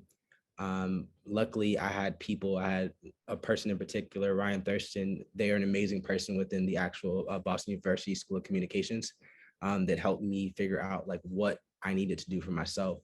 But as a Black man, I always felt pressured to be on 24/7. And, as I talked about in the chat earlier with triple consciousness for Monique, as a Black man, I deal with double consciousness. I'm always in a mode of like, okay, here is my work voice, here is my home voice, here is Jordan at home, here's Jordan outside, here's Jordan with his girl. And that's too much to rattle around. That's too much to juggle when I'm Jordan. I should be Jordan all the way around. I should be Jordan at LinkedIn. I should be Jordan on this call. I should be Jordan at home. And Jordan sometimes needs to talk to Karen Sack, his therapist. So it's really important for us to have those conversations. And I've actually had those conversations with Emmanuel as we were part of the same fraternity and best friends in college. So. Yes. I love that you mentioned therapy. I go to a therapist every week. He has been exceptional. I do think that's something we really need to destigmatize in our community and many others, but gonna make sure everyone can weigh in on this. I'm getting the 1 minute mark from our fantastic Jenny. We'll start with Tiff, then Monique, and Emmanuel, you can take us home. But Tiffany, your thoughts? Yeah, I think for this one, there's so many different tools and resources that I could brainstorm with you, right? But I think that if it doesn't start with leadership, again, really enforcing these things and making it trickle down, then it doesn't really matter how many vanity resources there are. There could be a whole library of resources, but if it's not actually being enforced and people aren't saying, hey, we're going to stop blowing up your Slack at 8 p.m., then what is it going to do for you? So that's really how I feel about that. Oh, I felt that in my soul. Teams chat is a stressor. Monique? It is with that Microsoft ping. I swear I have dreams hearing that ping. In the commercials. No, I completely agree with Tiffany. I feel like it needs to be, the narrative needs to change. We need leaders making it a priority and changing the narrative. I think a lot of people think mental health is kind of like, oh, you're going crazy, or there's something you need to fix, or something problematic, and that's not necessarily the case. But I do think mental health is complex. And once again, not one size fits all. And what could help my mental health might not help your mental health. So like just trying to navigate that, figuring out ways, because what we're seeing is companies are giving out PTOs, and it's great. I love me a good no work day. Love that. But okay, I'm not working, I'm not doing anything, but am I really helping my mental health if I don't know what those resources and tools are? I'm just at home watching Netflix. It's like, and then I go to work the next day and I don't feel refreshed. I don't feel calm. I'm still like anxious. So just, changing the narrative and just making sure that we have these conversations about what mental health is, how it's different for each person, and where can we move forward from there. Fantastic. Emmanuel, closing us out. Mental health, the young Black professional, your experience, any final words for our audience? Absolutely. You know, especially with there being no shortage, I think of grief, not just for our community. We don't own it at all.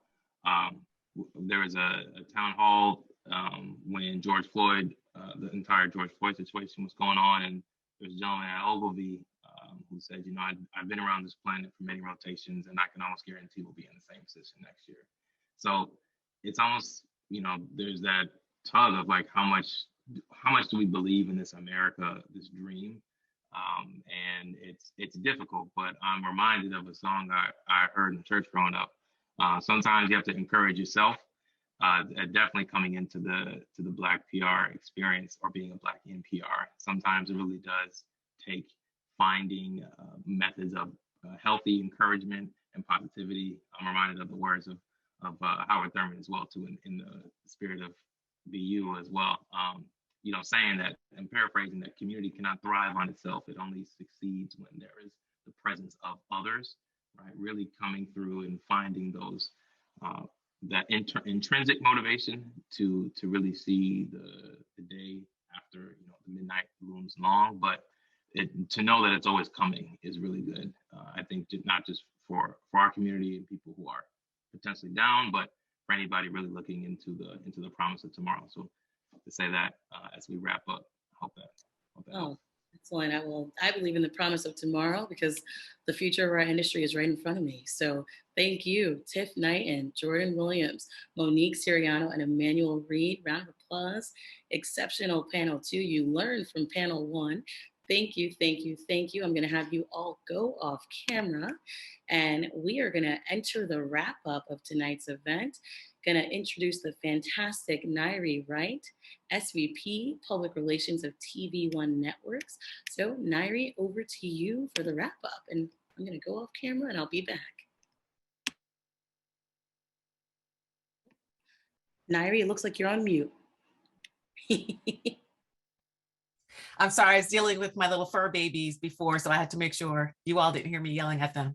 I think Jenny's going to come on in a minute to thank all the speakers, but I do want to just give a special thank you and shout out to Jenny, to the Museum of PR and Shelley Spector, and of course to Carmela Glover, president of the DAA, who made all this happen today. You guys did a fantastic job pulling this together and herding us cats, the speakers and moderators and things of that nature. So thank you so much for doing that. I am Nairi Wright, as Sabrina mentioned. I am the SVP of TV1 Networks, which is TV1 and Clio TV. I joined that role a few months ago in August, and it has absolutely been phenomenal. And Shelley said I can take a few minutes just to share with you all a little bit about me and my background, and then I'll go right into the Q&A. I am a public relations guru. I've been doing this for 25 plus years, and I've probably touched about every genre: agency life, corporate communications, academia, and consultancy. Most of my time was spent in the PR world. I've worked for all 4 holding companies: WPP, IPG, Publicis, and Omnicom. So when I say I have been through it all, started from SAE, went all the way up to executive vice president before leaving Omnicom and going into teaching for a year. I've been there. And Shelley, I'm so honored that you asked me to close out tonight. I will say I feel like I was bamboozled and hoodwinked to a certain degree because there was so much great conversation from our wonderful speakers that I wish I was like, I wanted to jump in, but didn't want to encroach on everyone's comments. This has been a fantastic conversation.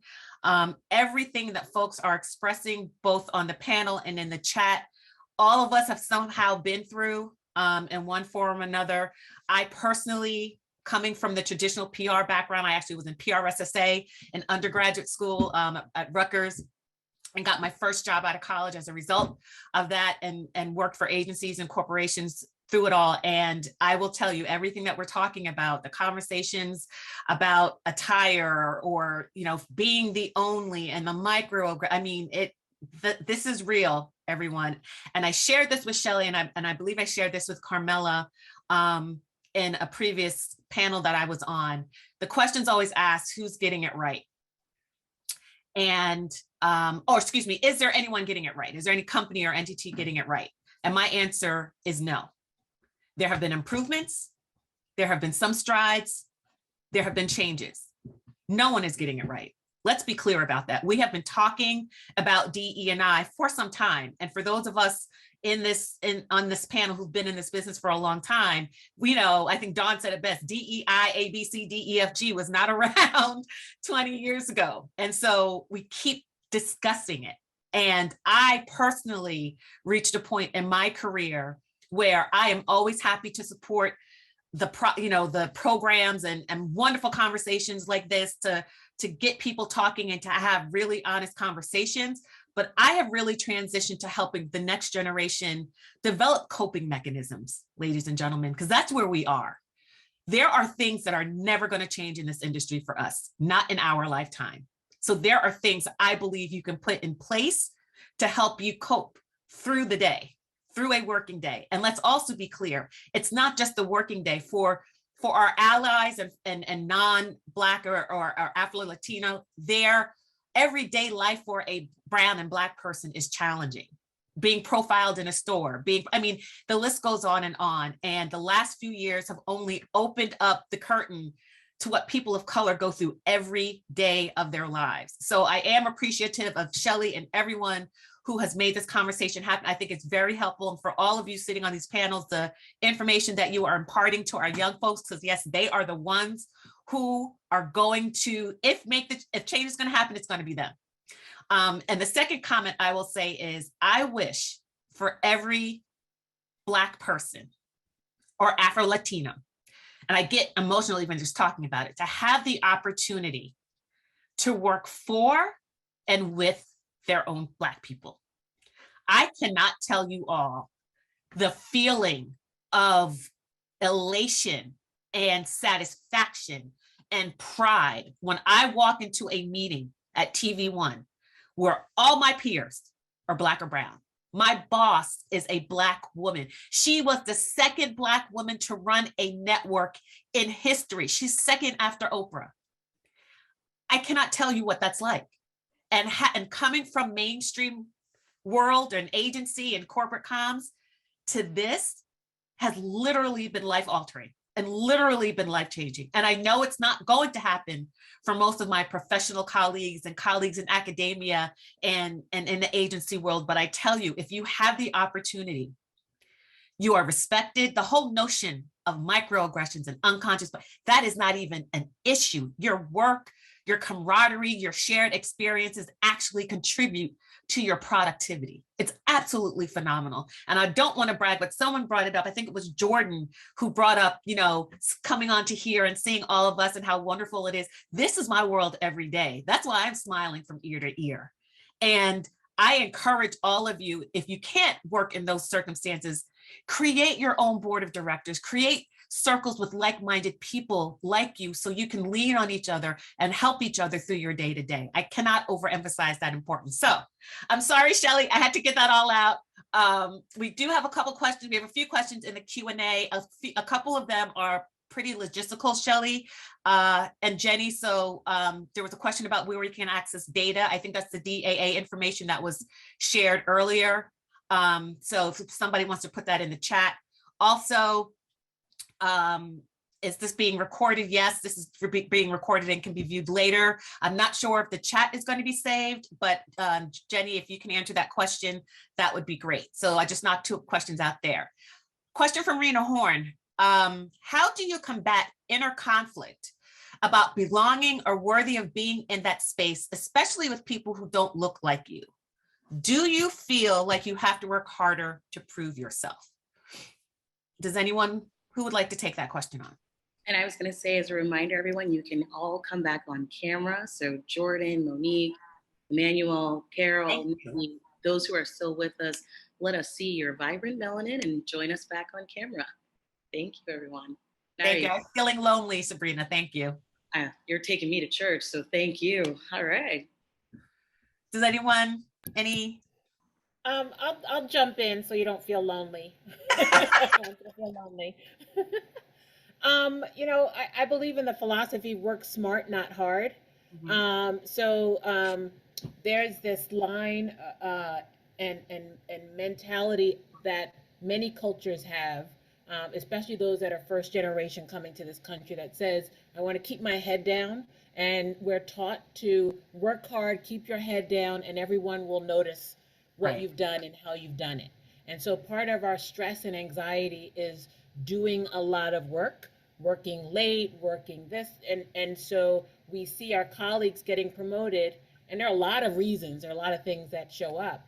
But if we're not, I think it was Jordan that was talking about their mentor and the stretch goals, if we're not working smart, I didn't realize what a difference there was until I was managing a diverse team. I was at the New York Times, and I saw how the Black people were working hard, but they weren't coming to me and sharing what they were doing and helping me to advocate for them. But the white people that I was managing, they would make sure I knew what they were doing. They helped me navigate, advocate for them on their behalf. And so making sure that you're always checking, am I working smart? Is this what leadership needs? Is this what the client needs? Is this what the company needs? Am I working efficiently? Not just staying in the keep my head down mentality, so that you're not frustrated because, Becky got the promotion and you didn't see her working late. Receipts are real. Yes. Yes. And you should keep receipts, because when it's time, you come out and you bring out the receipts. And that's actually something that same manager told me to do. Now they don't call it receipts. It's more so just a brag book, things that you've done internally and outside that can just validate why you deserve things. And I know it shouldn't take that, but brag books are important because people have very forgetful memories, specifically when they're not looking to remember you. So make yourself rememberable by keeping a brag book. I'll jump in here. As we sit and talk about diversity, I think it's also important that we diversify our sponsors within the company, because the way that you move forward and move ahead is to have people talking about you in rooms that you're not in.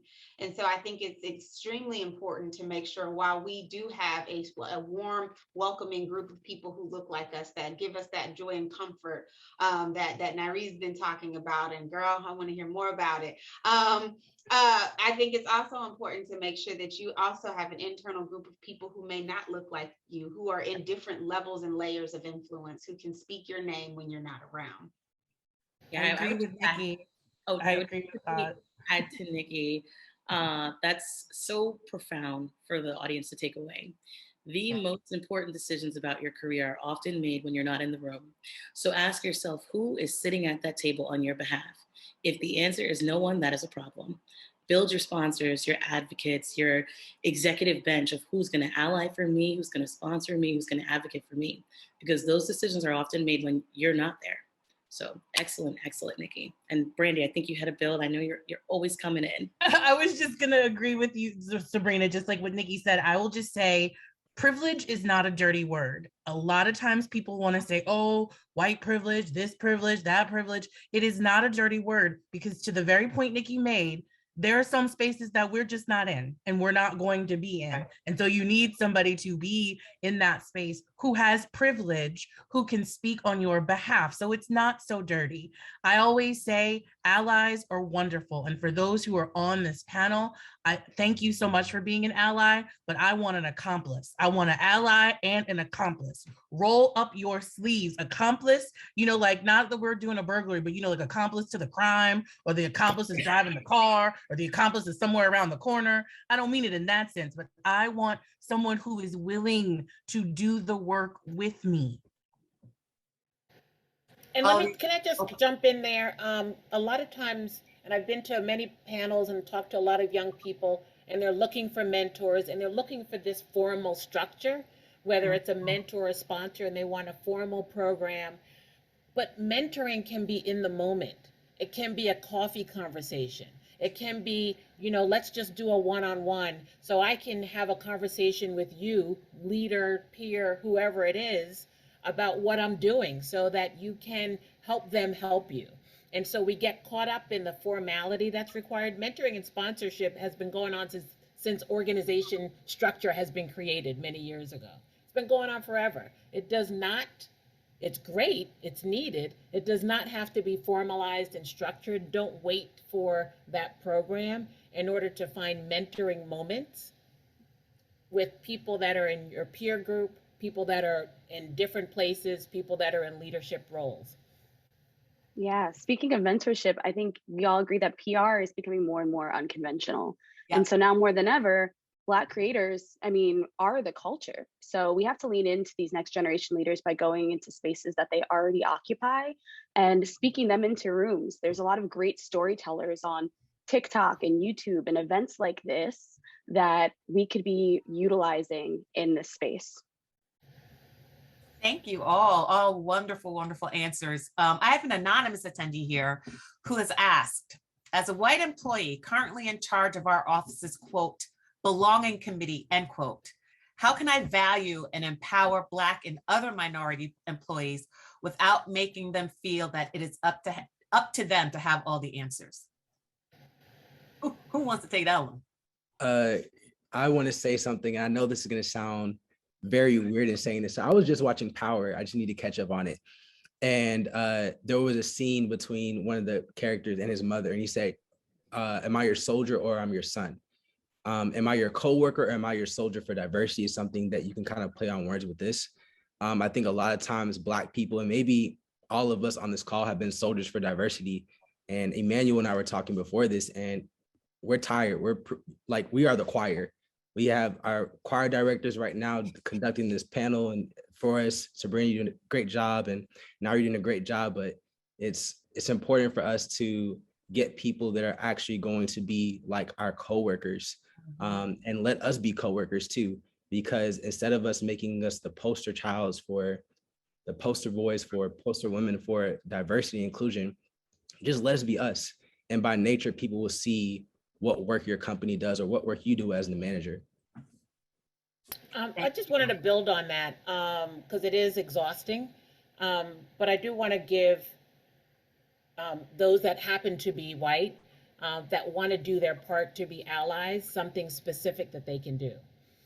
So the specific thing is to do your homework, do your research. Over the last 2 years, there is a ridiculous amount of information every single day about the experience of Black talent in corporate America, in life, walking around.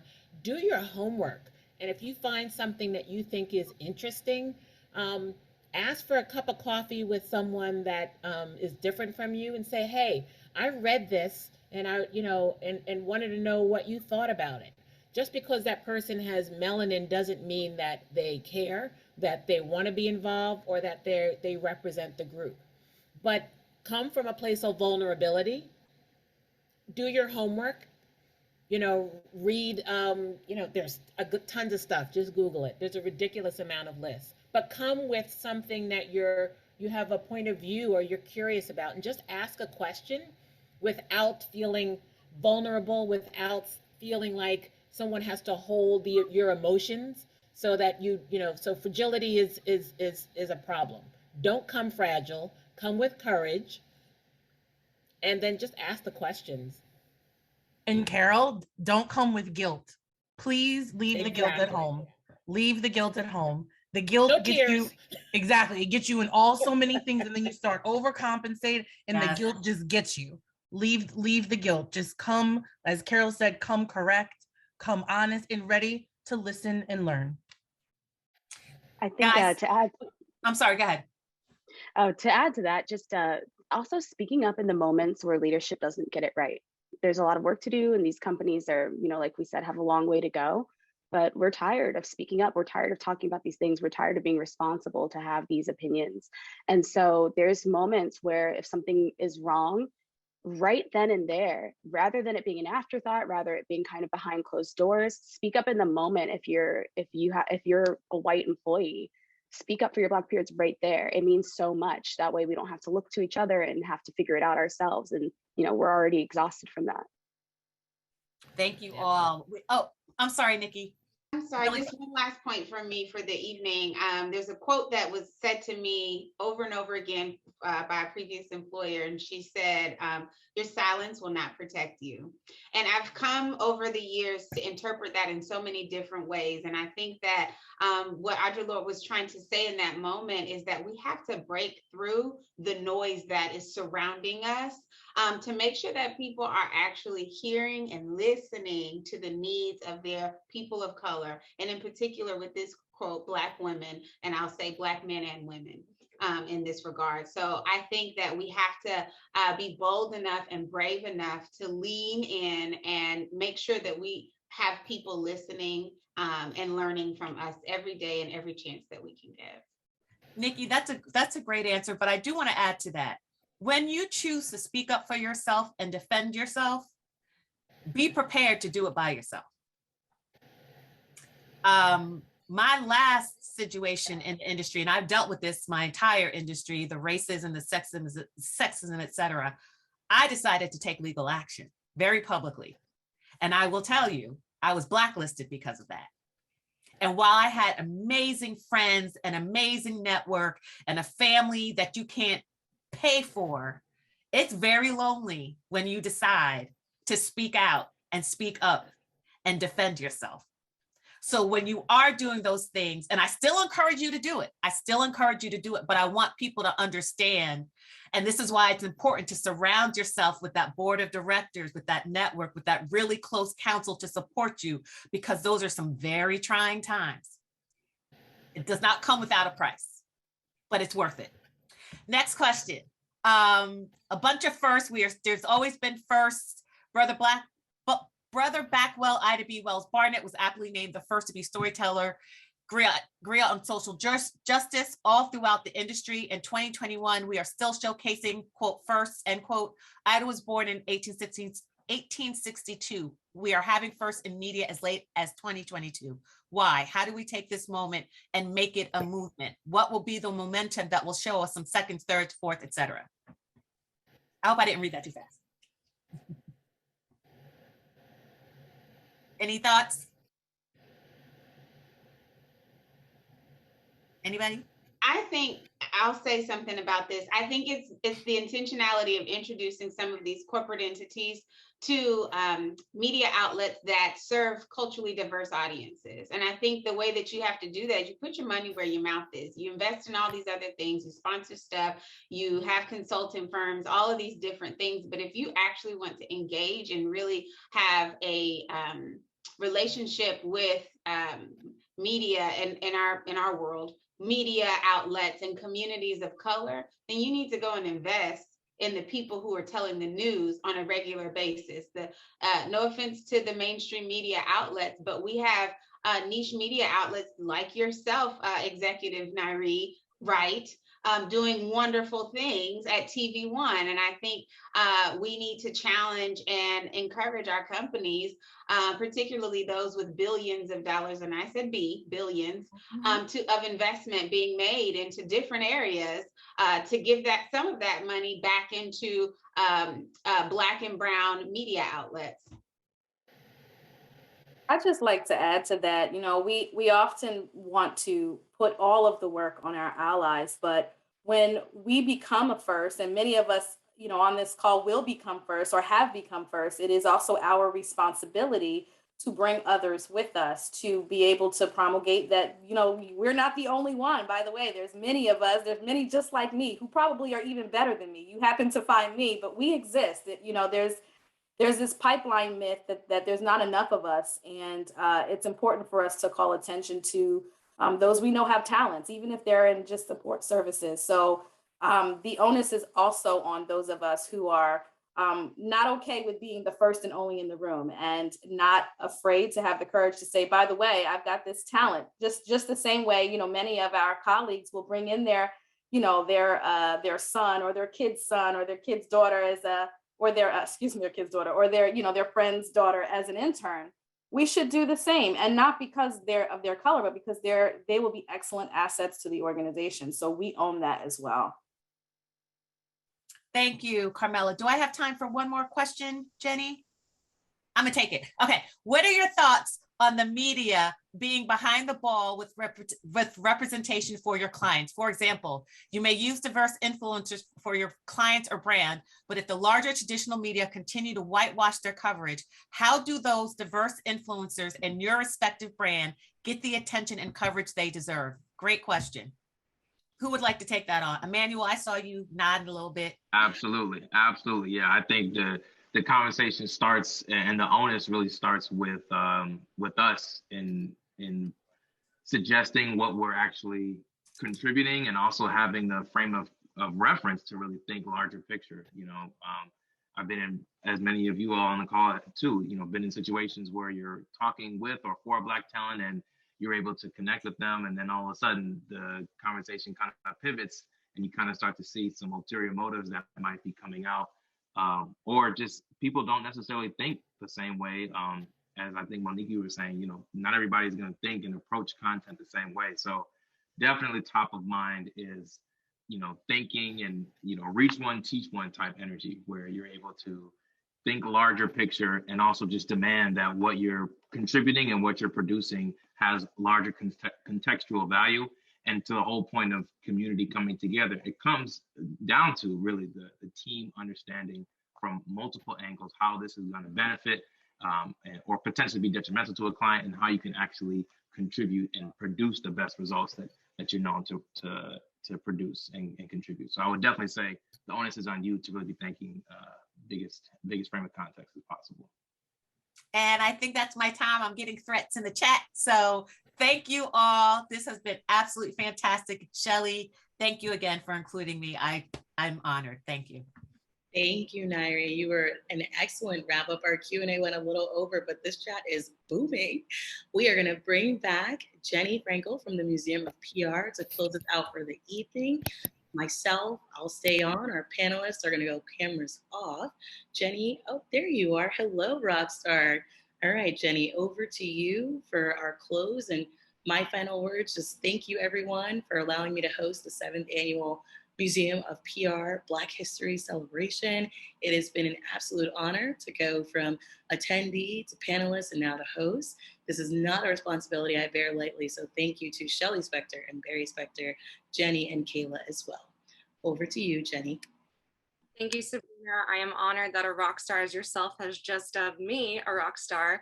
And it's been such a pleasure to work with yourself and with this entire all-star cast leading up to tonight. And I can't thank our viewers enough for joining us and this collective of successful Black PR professionals who are each making history in their own way. If they haven't yet, tonight was definitely an indicator that they will be. So we hope that you are able to take away many insights and tactics from this conversation we heard here this evening.